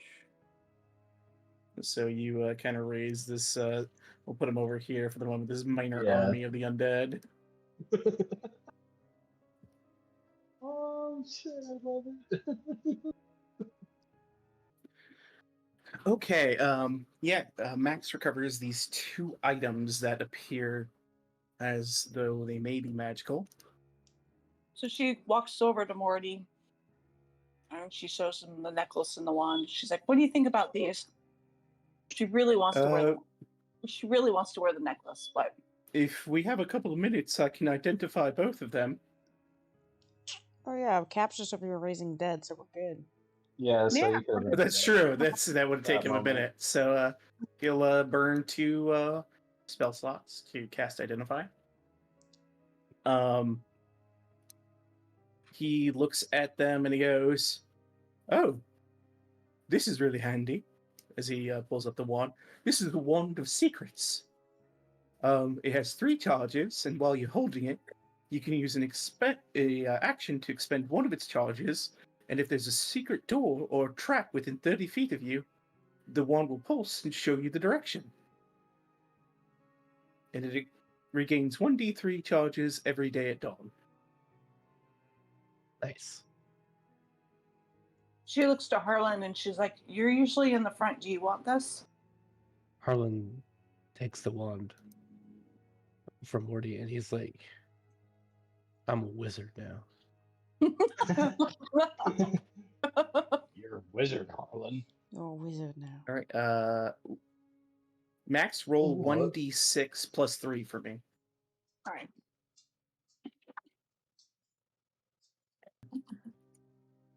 6. So you notice on this necklace there are 6 red beads attached to it. Mm-hmm. And Mortimer says, "Oh, this is a necklace of fireballs. Oh, You can use an action to God. detach one of these beads and throw it up to 60 feet away. When it reaches the end of its trajectory, the bead detonates a 3rd level fireball. DC 15. You can hurl multiple beads or even the whole necklace as one action. When you do so, increase the level of the fireball by 1 for each bead beyond the first. So you can have up to 6, it looks like, fireballs at 3rd level, or if you really want to, you can hurl this and add all 5 other beads and make it an 8th level fireball. Oh my god. Next, Match clutches her pearls and puts them around her neck. that sounds like but something we can kill. Once you've used the cultists beads, with. they're gone. So you've only got the 6. Okay. Other than that, all you see is the carved relief that shows a column of mountain knights charging through a portal into a fiery hellscape. That's all else that's in this room currently. I dumped 25 points onto myself as well for healing. Okay. Yeah, any healing you wanted to do, Kat, before you continued? Unfortunately, Cap has no healing spells that he can use at the moment. If you need more, I Oh, got really? you. I do have a potion of healing, greater healing that I could use. Should probably If you'd like to use it. Let me. All right, that's 4d4 plus 4. There you go, 18 hit points. Nice. And then remove that potion from your inventory, please. Delete. All right. Morty says, "So what exactly happened, Cap? Did they just come at you, or did you touch something?" I just got a little bit too close to this jar, and they busted out of that thing and surrounded me. And then a few of them, I'm pretty sure they just got lucky, but they got some cursed swings in them. Yeah, some cursed Really? swings. Oh, don't take this the wrong way, but thank God it was you and not me, because I would have been shredded to pieces. Indeed. I have an unhealthy amount of hit points for a reason. Harlan I slaps don't know him on what the that back a little means. bit. Wink. And he's like, "You sure do, buddy." And he gives him 15. Sweet. 15 more back to you. And looking at the dead bodies on the ground, they're just mummified corpses. They don't have any like distinguishing marks on them, and you don't see like any sort of symbology or anything like that. It's just, this seems like it's a trap that was set there more than anything, for probably grave robbers or something like that. Did any of us hear the conversation that that Cap was hearing, or was it just in his head? I cannot remember. That was just a Cap. He was hearing Okay. these whispers. Yeah, so no one heard the words of Mirkul through that fight except for Cap. I think we can all agree everyone in this party has had someone speaking to them inside their head, and we're all actually crazy. Yeah, pretty much. I mean, at the point, that's I mean, they're Yeah, everybody now has for sure. Yeah, with Cap, that rounds out the whole group. That's true. Yeah. Man, I'm an asshole of a DM. What can I say? Shit just whispers to you because it's fun. No, everyone has equal opportunity to have some kind of creepy whisper. Yeah, to do some really bad thing. Yeah. Mine are good. Or good day, depending on what you do with it. Actually, has anything... Yeah, technically, for Max. Really, really early on. Yeah, really early on. Rhea and Morty haven't had any like voices in their head as far as you know. Well, yeah. Oh, yeah, true. Yeah. All right, but you guys... one more could be BBEG. He could be the big bad guy all along, and you resurrected him. No. Yeah, right. Oh my I gosh. saw some TikTok today, and I thought it was directing exactly that, and I was like, oh no. That better not happen. Morty's your ally. He's not going to betray you. Don't worry. Yeah. Oh, You guys made him. He's your friend. Pinky face. Please be our friend. We don't know his backstory. I don't have one. You never gave it to me. He just showed up with me. He's a dream. Because All right. Cap, you round the corner and you see another room with the urns inside of it. He does not go in first this time. These ones don't look like the big pot that you saw in that room. It's more so the smaller metal urns that you saw in previous rooms that the ghost came out of. Cap is enraged at Mirkul and smashes the first urn he says is, "Fuck you, Mirkul." Whoa. Harlan's like, oh, these are chill. some innocent. Hold on. innocent. Do we know her? Respect for The this dead place, my three brother. are? So you're making an attack roll. I don't think anyone would expect this to happen. No. Like what's going on, Cap? What the hell? Yeah, you smash into one of the urns, Cap, but as your hammer meets it, it meets resistance and pushes the hammer back, and there's a spark of light, like burning firelight. And the urn remains unharmed. It's not green firelight. No, it's like fiery, like infernal fire. All right, Cap's like, okay. It's Harlan. cool. We're good. Harlan's like, come on, guys. The ghost spirits warned us that there were some unsavory folks in here. Let's be respectful of the environment. He keeps walking. Harlan, as you come up to this area here, I'll describe what Cap saw earlier, and the rest of you kind of rushed through the hallway and weren't able to see it. But you see in the recesses of the walls that they hold iron burial caskets. Each casket has a single healthy red rose placed upon the top of them. Harlan does not touch anything. Yeah, Max, and you see that same thing up here. Okay. I just want to, after that interaction Cap just had, I know who Mirkul is. Like, the dead three are well known, and we know them from you guys the know basement. who Mirkul is. Okay, I'd be like, "Are you good? You mad at the Lord of Bones over there?" Cap just responds. He's like, "The Lord of Bag of Bones is gonna get his." We're taking on one of the members of the dead three now. Oh, I don't know. I'm game. Yeah. And I keep going. Gonna feel his bones. Yeah. They're mind bones now. Yeah, I got your back, bud. As you guys have convened here, I'm gonna jump to Max real quick over here. Lulu saw her breaking off and followed. Just to keep eyes. But as you enter this room, Max, you see there are 4 memorial steels that stand in this hall, each engraved with hundreds of names. A legend etched at the top of each stele reads in common, "Here lie the fallen, may their souls echo here until the end of time."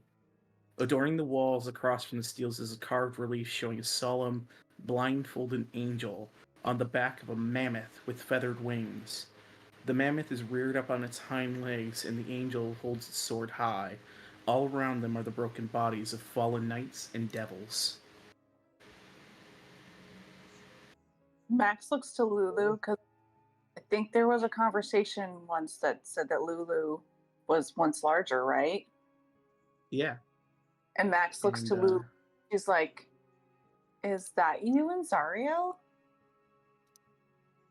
She flutters into the room and she says, "Yeah, that's me and Zariel. And these." You're a wee bit bigger. What happened to you? Well, I don't remember. And you see she looks to the steles with the names and a melancholy that you've never seen on Lulu's face comes over her as she just frowns very sadly.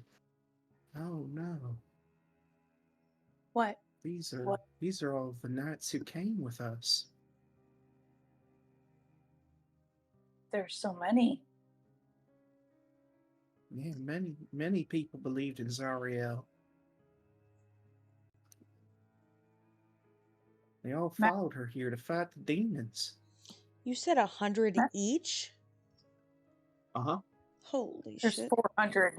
Yeah. Max just kind of walks up and down looking at like the names and stuff, and then she just tells Leroy to go grab everybody real quick so they can see this. Yes, mistress, as he flies over. Yeah, go east through the hallways, this way, as he points past your guardian who just waves at you.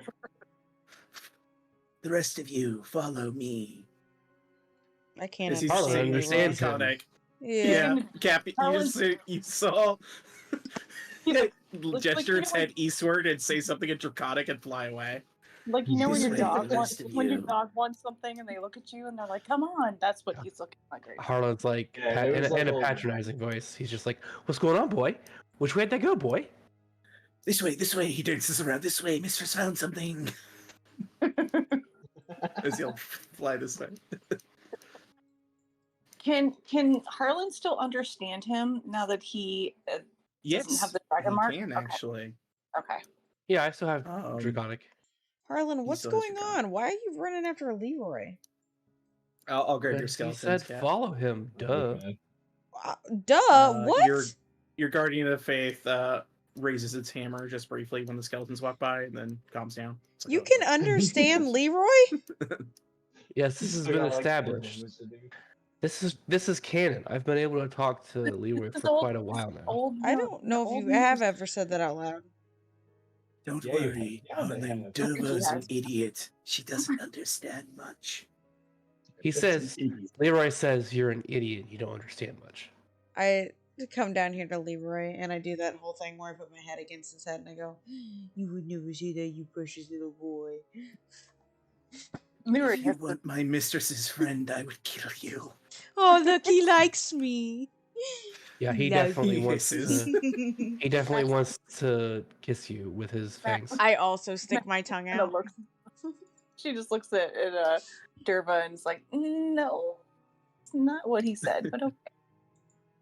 But yeah, you guys all come in here and you see these steles, each 100 names strong, and the same relief in the background of a blindfolded angel, this large mammoth, and scores of dead devils and knights all around them. Whoa, Lulu, is that you? That's what I said. Doesn't she? She's a lot smaller, right?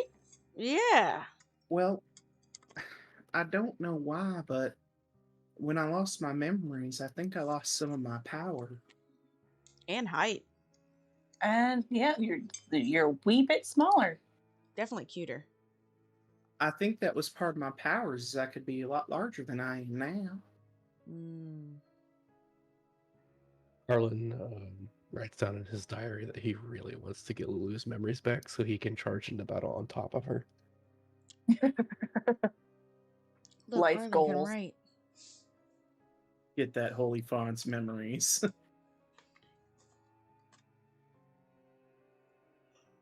Actually, let me check something here.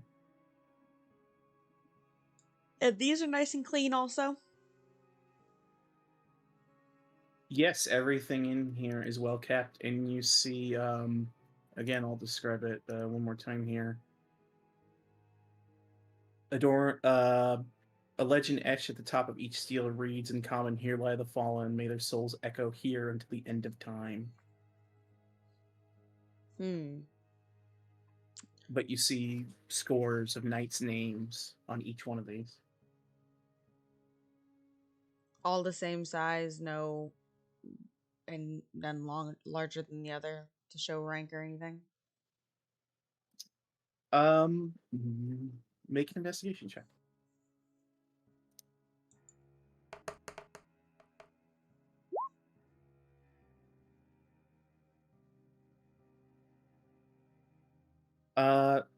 It's pretty uniform. It doesn't look like if there were any higher ranking members on these steels, it looks like they're treated with the same level of respect as the rank and file soldiers. Okay.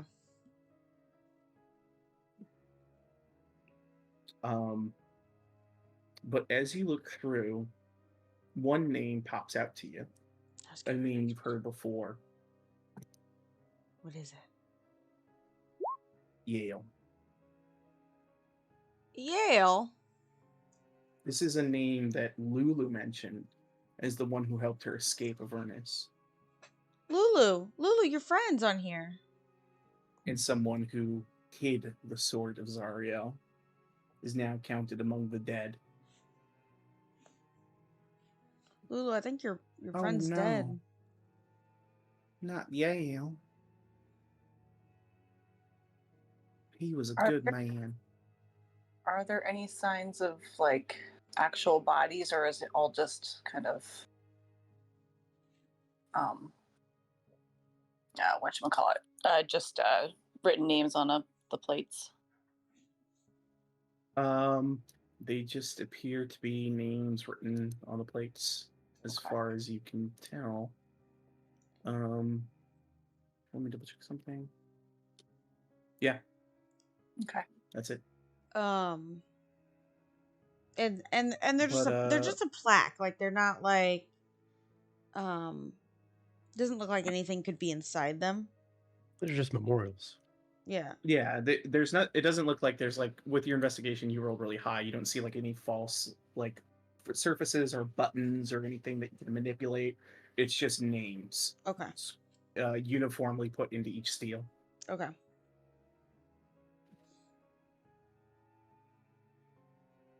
I will say, let me double check one other thing here. 1 second. I gotta check this room.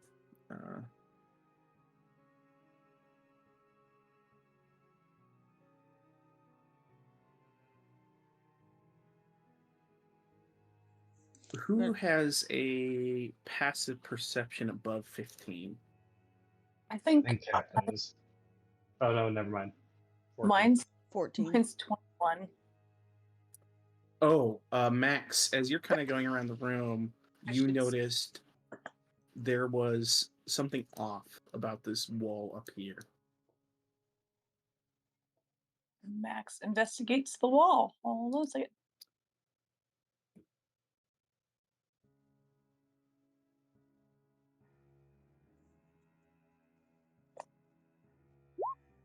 You search the wall and you find a button to press. Max pushes the button. All right. You press the button and the once secret door is revealed as the stone shifts away and opens, and you gaze into what appears to be like a study with a table and a chair. These two little firelights lit in it, various books on shelves, and you see a stack of 8 leather-bound journals that rest atop the writing table in this cramped chamber. And you guys all turn as you hear the shifting of stone and this door opens. Max like, I pushed a button. Oh, good job, Harlan's Max. like, but I Yeah, have a wand. I don't want you to use The wand could have also found it. But yeah, Max's perception's so freaking high that it doesn't matter. Nice. Harlan goes in. Max is like, I want to go in, but I don't want to go in. Max follows right behind Harlan, though. All right, you walk in, Harlan, and it's mostly these 6 leather-bound journals. There are various books on the walls as well. And then a singular book is open. Harlan picks up whatever looks to be the first in a series of these journals. You open the journal up and you begin to read. And what you begin to read basically starts with, here is the account of I, Olanthius, general of Lady Zariel. It was under Zariel's command that we charged into the portal towards Avernus, each one of us willing and ready to lay our lives for the greater cause, to banish the demons from our realm. We went with great ambition, great desire, and Zariel herself, the gleaming light that she was. We all believed in her, but I should have known. Zariel was so hell-bent on her vengeance that it blinded her. I was a fool to follow her. That's what you get from this first journal.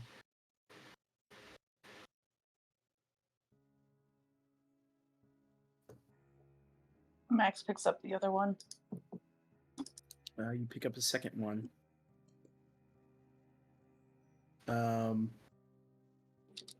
As you read through this journal, Max, a story unfolds in it.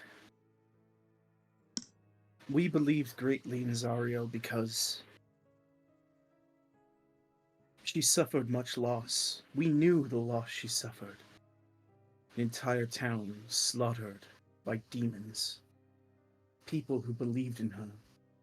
People who thought would protect her. Or people who thought she would protect them. But she came too late. There was no salvation for them. The demons of the abyss destroyed so much that she loved. And so much that we cared about. It was the right thing to do. Was it? It had to have been. But no. Now, twisted by Asmodeus, she has become a monster. Oh. Singularly focused on the abyss. I should have stopped her. I should have done something. I can't live with all this regret. I'm left with little else. And that's all you learn from that journal. Max kind of pauses, looks up at Harlan. There's 2 more. How many journals? There's 6, right? Yep, so there's 4 more. Oh, she's all good into stories, so she picks up the next one. Mm-hmm. The next one you read, they don't seem to be in order. They were just stacked on top of each other. So the stories are disjointed in time. This next one reads, of those who came with us, it was I, Olanthius, Haruman, and Yale that were the generals of Zariel. Haruman was a good man. I respected him. He was a dear comrade. But as Zariel fell, so too did he. He was so blinded by his devotion and love of her that he gave in to this devilish curse. He drank deep, became a monster, a stalwart fiend ever in her service, even against us, his former comrades. Forgive me, Harman. Perhaps if I had spoken to you sooner and shown you, you would have been a greater ally to us and not twisted your heart to be as black as it is. And that's what you get from that journey. I think by the time Max finishes reading all those journals, Harlan would have finished reading his. He picks up a new one.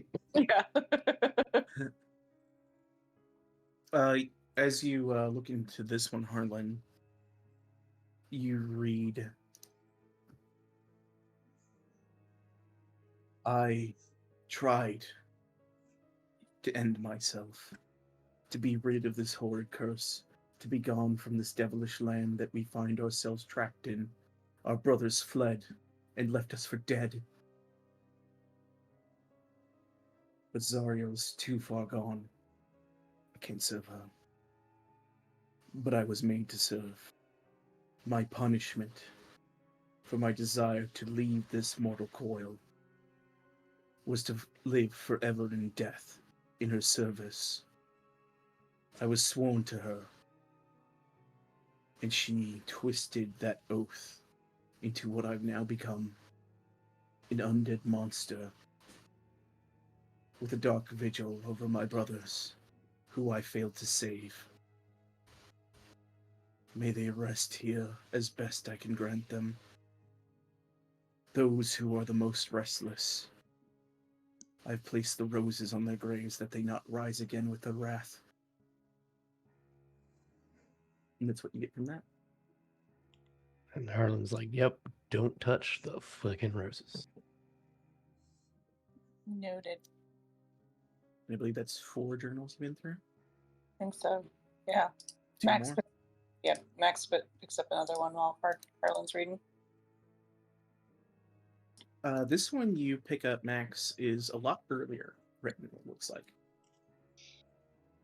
Zariel came to us seeking stalwart knights, people who would ride into the very maw of hell itself. When she beseeched us and the people of Elturel for soldiers for this cause, I asked her why. Why don't the gods look upon the conflict and the demons in the way that she does? Why do they not act and try and shatter the abyss themselves? Zariel told me, with a heavy heart, that it is because the high heavens and Celestia see that a balance has been struck in hell. Demons and devils tearing each other apart, tipping the scale. Breaking the balance could mean ruin for Celestia. Zariel, her heart was broken to realize that her celestial friends, the other angels, cared not for mortals. But she did. And that's what you get from that journal. Max looks to Harlan. She's like, you can read the last one. Harlan's like, hold on, I'm not done with this one yet.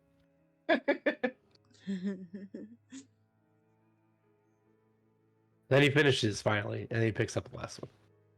All right. You pick up the last journal, and in it you read, of my comrades, General Yale was a stalwart man, faithful, shrewd, and a good heart. Like me, he sought to betray Zariel. But unlike me, he was not a coward. He stole her sword and ran with it. Lulu went with him, and they hid it somewhere. I know where Yale put it. And if need be, one day we can reclaim it. And if God's willing, Zariel finds in her heart the light she once had. It can redeem her, but I doubt it. She's a twisted, hateful monster. And I would see her dead if I could. And that's what you get from that last journal. Arlen places the last one down back on the table, and he's just like, we need to find Arlanthius. Let's go. Max just nods and pops out with him. Is there anything else left in the room, or is that it? There's a plethora of other books, but they seem to just be cookbooks, like reading material. Okay. You know? Yeah. But as you guys are kind of in this chamber gathering, you hear heavy footfalls, like armored booted feet to the west, echoing through the corridor. Get away from the door! I run behind the little plaque. Arlen hears it and goes to the hallway and waits and looks down. And around the corner comes this figure. Whoa. Ooh. Very sexy. This burning Death Knight rounds the corner and he sees you, Harlan. His blade is at the ready. He goes, "Who are you? Who are you to disturb the slumber of these knights?"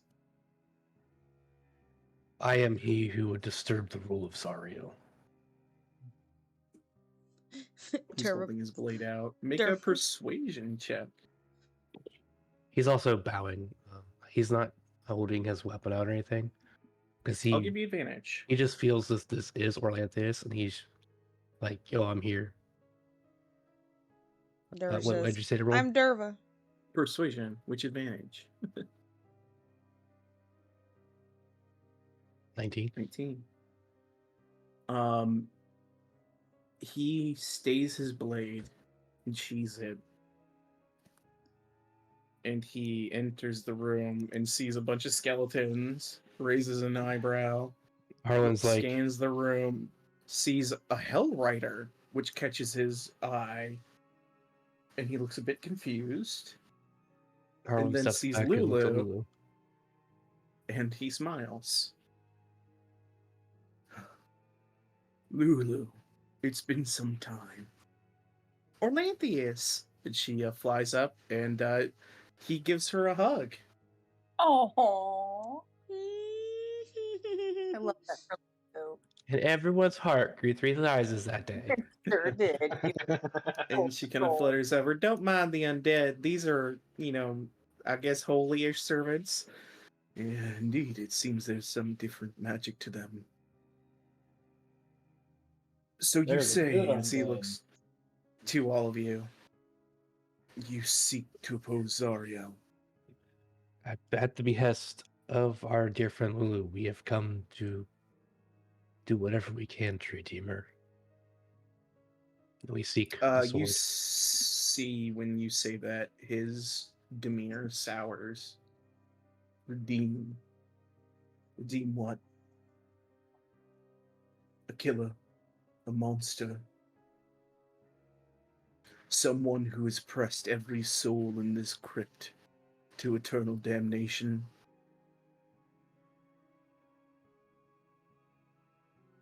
His eyes kind of burn with these yellow embers. What's Lulu's face when he's saying this about this person that she had so much hope for? Her ears are down and she looks sad and she goes, Olanthius, and she's kind of flabbergasted. She doesn't know what to say. It's up to you guys. Can I let him know Lulu's lost her memories and she feels like Zario can be redeemed? It's okay, Lulu. Pat, pat. I would expect that much from her. She's a stalwart ally, and she would never give up hope. But Lulu, as he looks to her, What hope is there here? Look around you. Think about everything you've seen to this point. The very words Zariel must have spoken to you. What is there to redeem? What words were spoken to her? What words were spoken to her? Max repeats. Mm-hmm. She frowns and she says, the last thing she said to me was, "This is who I am. When demons die, they cry my name out in terror." Those were her last words to me.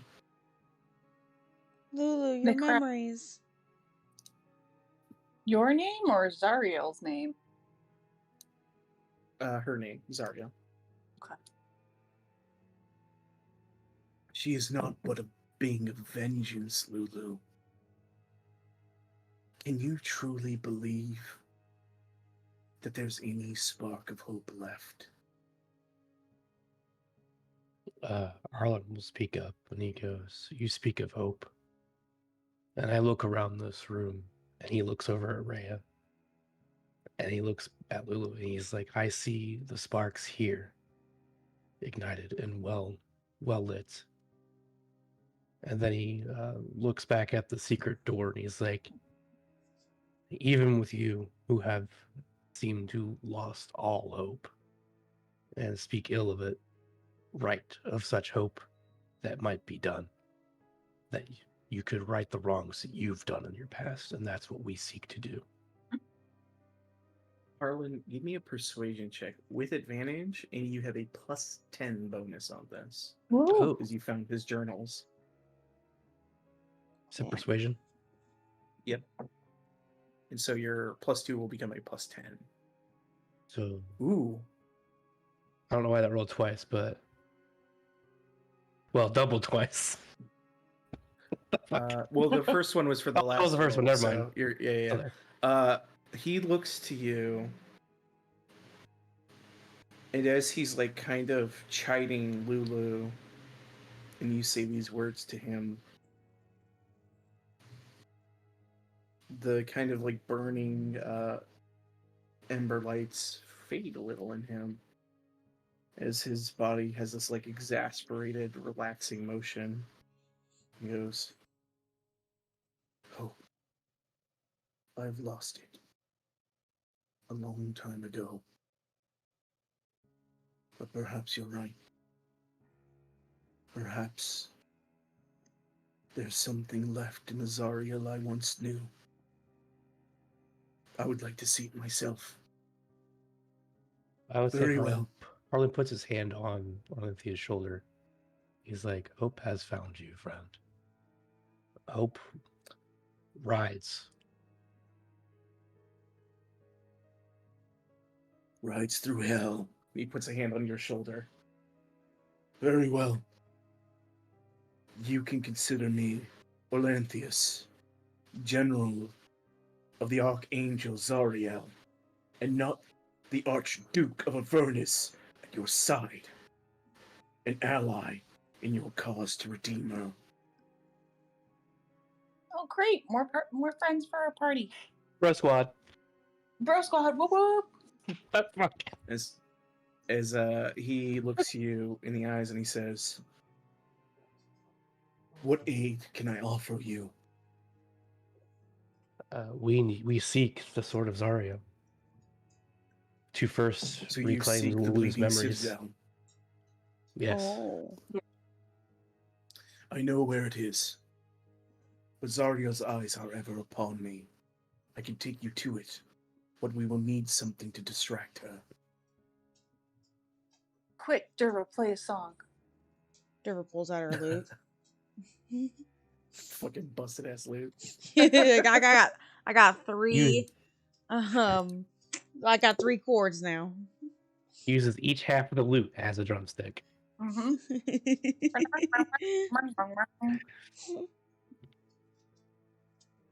He's going to look to you and say, I know of something that could distract her for the time it takes us to get to the Citadel. But you'll have to go alone without me to achieve it, and then join up with me once you've done it.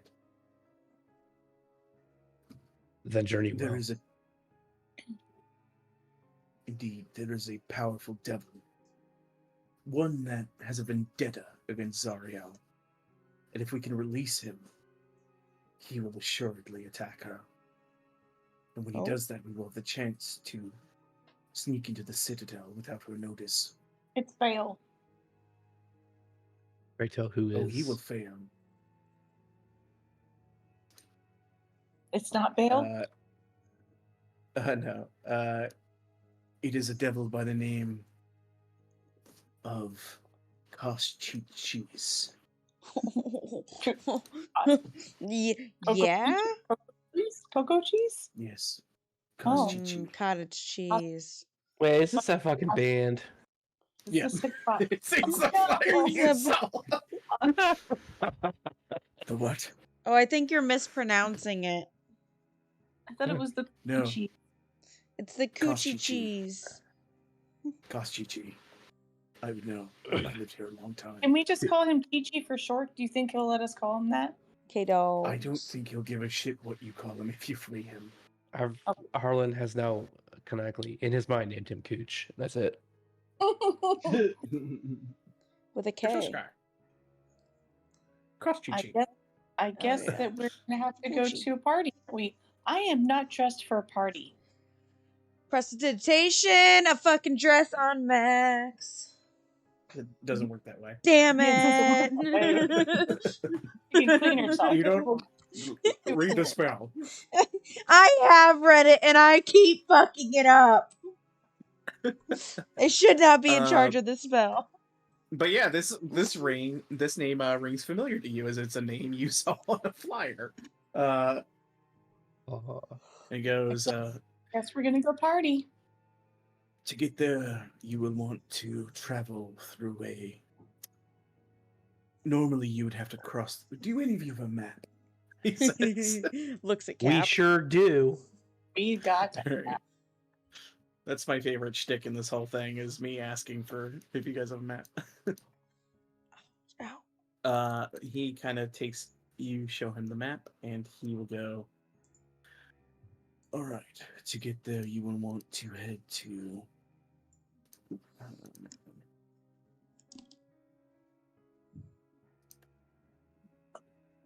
Why is it doing that? I want... Oh, it's on the GM layer, that's why.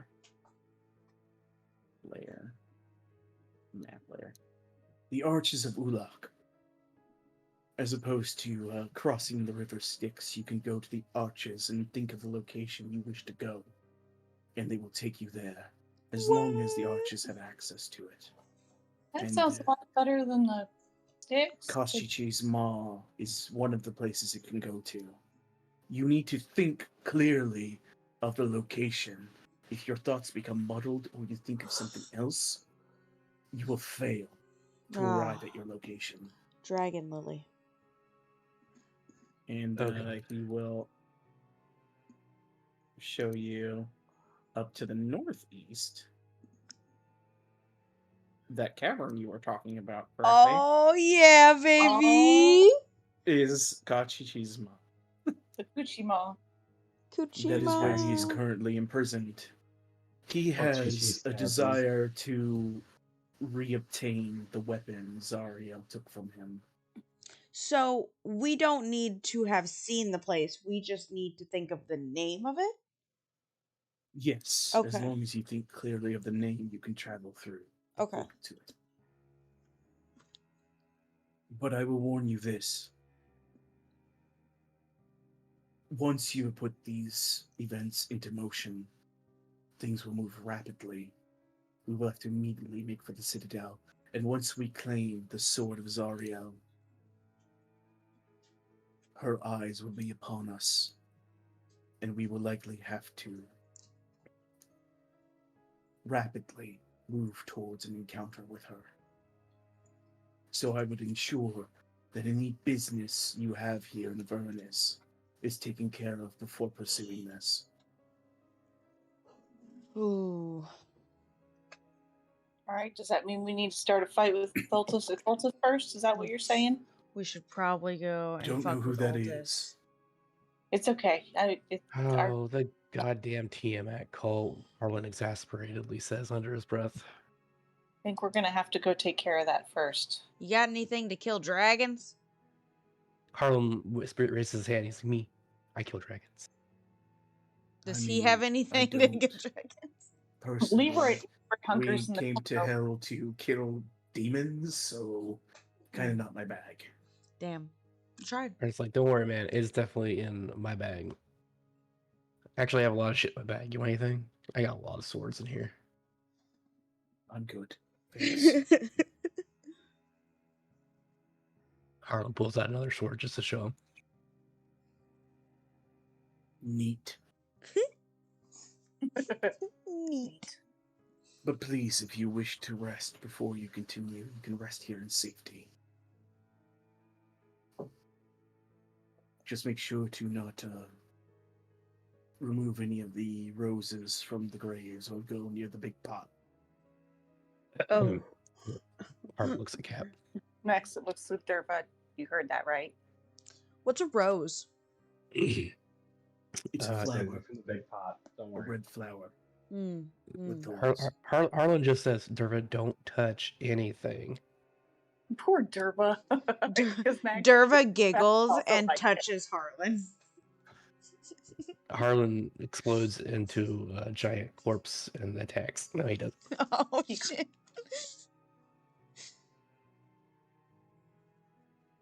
All right. Does But it- yeah, here in the Crypt of the Hellriders, unless you wish to rummage around it more, you are safe under Olanthius's watch, as you have taken him up as an ally. Bro squad. So no hobble. We do Yeah. not need- Sorry. You don't feel like you need it, but I Just have chill. to ask. At this stage, everyone, you have found a way to potentially secure the Sword of Zariel to whatever end that might get you. Is there, but you've been forewarned that once the plan is set into motion, you will rapidly be reaching a conflict with Zariel in some regard. Sounds like we gotta kill our dragon boys first. Like that's a personal vendetta of ours. Well, it's not only You just have, it's a vendetta of Harlan's for sure, but it's also a mess that we kind of made and have to clean up now. Yeah. You have the issue at Archon's Tower to deal with. Mm-hmm. There's that facility that you learned about, and there's also the wrecked flying fortress that was mentioned. Yeah. So, where would you guys want to head next from here? I think we should What are we closest probably. to? Go south to north, maybe? I guess we could start run down to the wrecked and then just make our way north up to the tower. Yeah. If you guys want to hit the side quests, it is.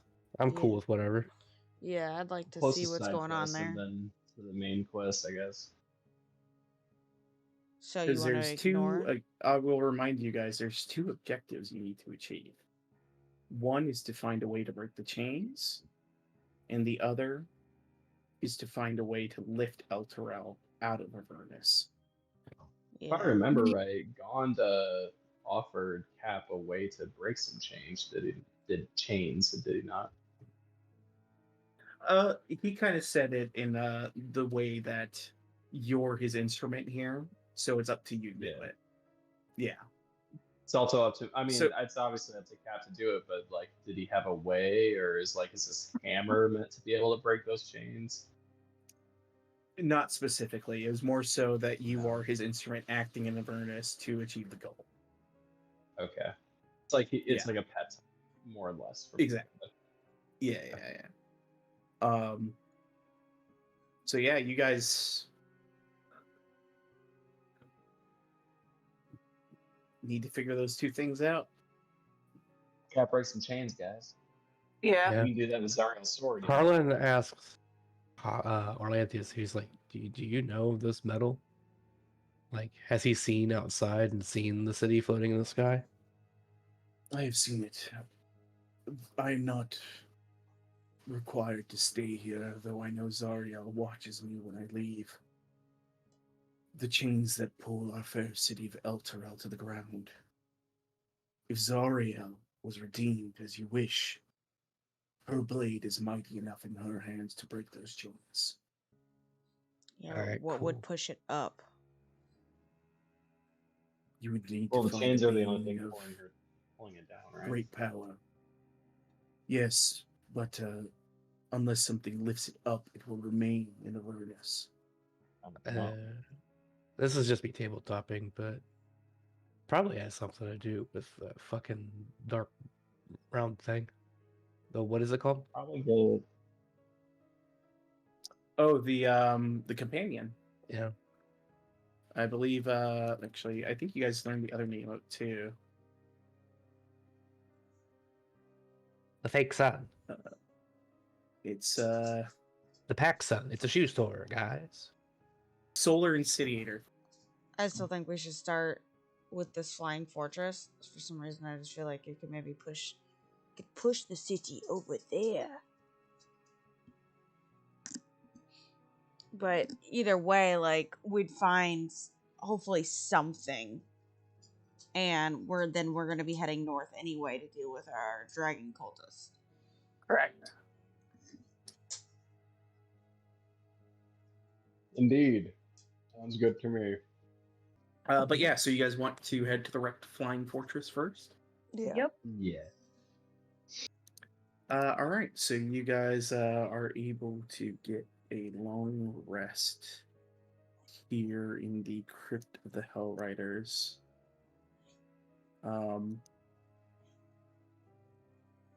At some point during your guys' stay here, Rhea actually leaves to have a conversation with Olanthius. It's up to anyone if they want to try and listen in on it. I think Harlan Yeah, would buddy up. Oh, absolutely. for sure. We're all so curious. Everyone's got their ear pressed up to the door. We are nosy at best. Uh-huh. Thurman here. Yeah, this is close. Oh, they're all over there. Yeah, Cap's listening up here. Climbing on Max. Everyone who's trying to fucking eavesdrop, give me a perception check. Oh, they went in the room. Harlan won't bother them then. Yeah. Oh, Derva's yeah. she's gonna Max is burn gonna hear some it. boon. All right, roll your talisman. This is before the long rest, so. Oops, I didn't mean to roll two. Actually, how does that work? I can only do one per, right? But I have 4 charges. Correct. Yeah. Okay. So 1 was first. Okay, so. So 17. 17. Of the nosy people here, Derva and Max, you both can kind of hear the conversation between Olanthius and Rhea. You hear from Rhea.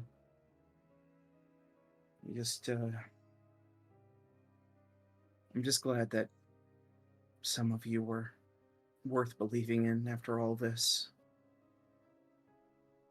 I don't know, Olanthius. I became a Hellrider to help people. And you hear Olanthius reply. I understand. You've seen much, Rhea Mantelmorn, but know this.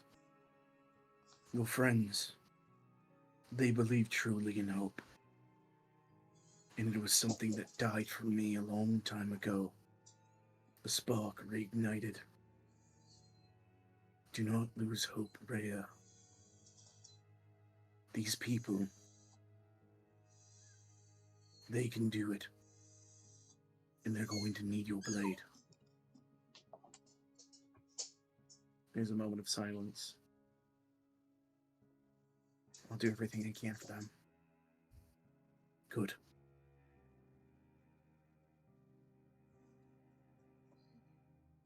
And You don't see it, but then you hear his voice again. Go, Rhea Mantelmorn.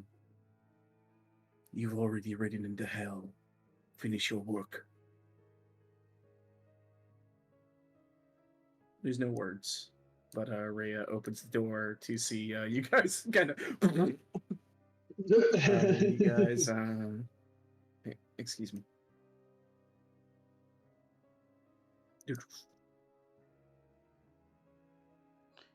Finish your I guess work. we're. Do you say that aloud?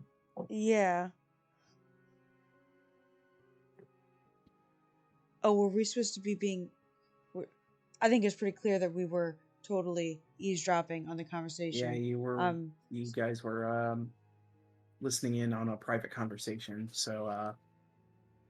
Hey, what's up?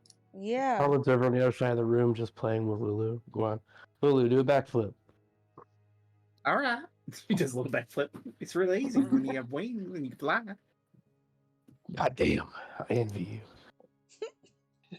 Goddamn, I envy you. Rhea looks to you all and says, I was just looking for guidance. For your work. We are all very nosy. I'm so sorry.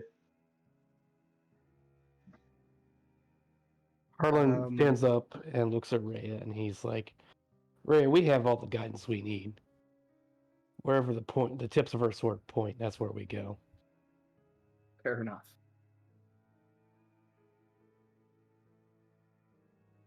And she just kind of clutches the hilt of her sword and gives a nod to Harlan. He nods back, and then he goes back to entertaining himself with Lulu. He does a handstand, or at least tries to. All right. Well, we've got a journey ahead of us. I guess we're heading to a broken fortress of some sort. Yeah, to hopefully finish your work. And I narrow my eyes. She looks at you and give me an insight check.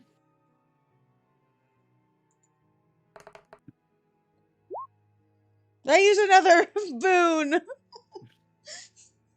That's your last one for the day before you take your long rest. No more boons for you.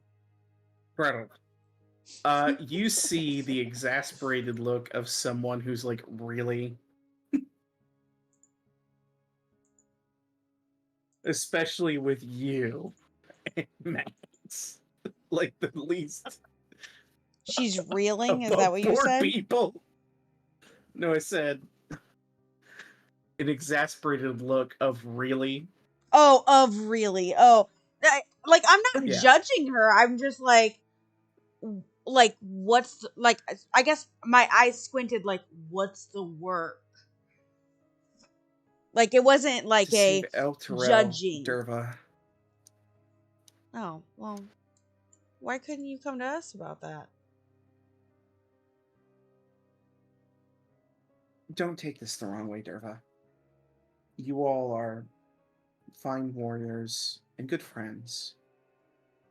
But I wanted a little peace of mind from a Hellrider. The last one I met apparently only let us off the hook because he saw something in me, I don't know what.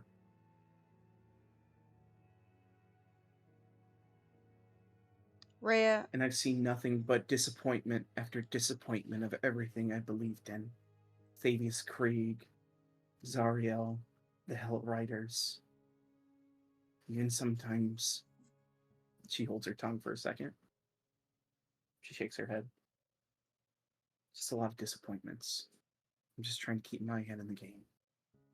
Harlan looks at Rhea. He's like, why did you want to become a Hellrider? Because my father was one. And what would your father be doing right now? Were he here in your shoes? Which is what I'm trying to do. then hold yourself against what he would be doing. Fuck all the rest of these people trapped in hell, being warped by some other weird hellish magic down here, because that's what everyone here is. Warped. Orlanthius physically is warped, but his mind is right. Shit happens down here. Hold yourself true to what you believe the Hellriders should be doing. Don't push and judge yourself against what others have done. Do what you know to be right, and you will be doing right. Give me a persuasion check. Again, I gotta give advantage.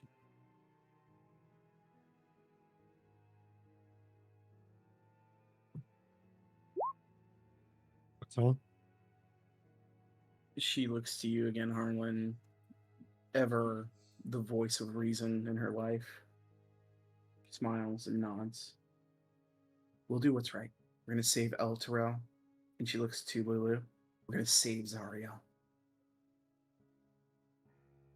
Lulu gives a little smile. We can make this right. It's what my father would have done. Your father was a good man. I can see that, and I know that by having spent time with you. Thank you. Let's get some rest, should we? Harlan passes out. Harlan goes to sleep. Dervis snuggles this skeleton. So bony, but so nice. All right. You guys achieve your long rest. And you awaken the next day, ready to make your way to the wrecked flying fortress. Somewhere in the distance, a group of heavy metal devils are getting ready to rock out. Yeah. And that's where we'll end our session. You can fit so many mummies inside this pond. Find a gong. I picked a hell of a day to quit necromancy. Throw a cigarette on the ground. Yeah, so I don't. We just you guys are theater of the mind. Theater of the mind. Fuck it. I'm a good DM. Yeah, Durva. We can pretend what? He's like, yeah, Durva. Kaka. Doo-doo caca. Doo-doo caca. Doo-doo. There's so many hit points in this boy. There's a lot of mummies. There's a lot of mummies. Mumbos. The dog's trying to eat my tater tots. No. Not the tots. Not the tots. Not the tots, I know, right? Go get your own. Guys, I have the best idea for us starting up in hell. The We're fun gonna sheds? call it. No, it's Google Maps. Starbucks. We're gonna create Google Maps. Google Maps. You just have a bunch of flame skulls flying around, mapping out the terrain.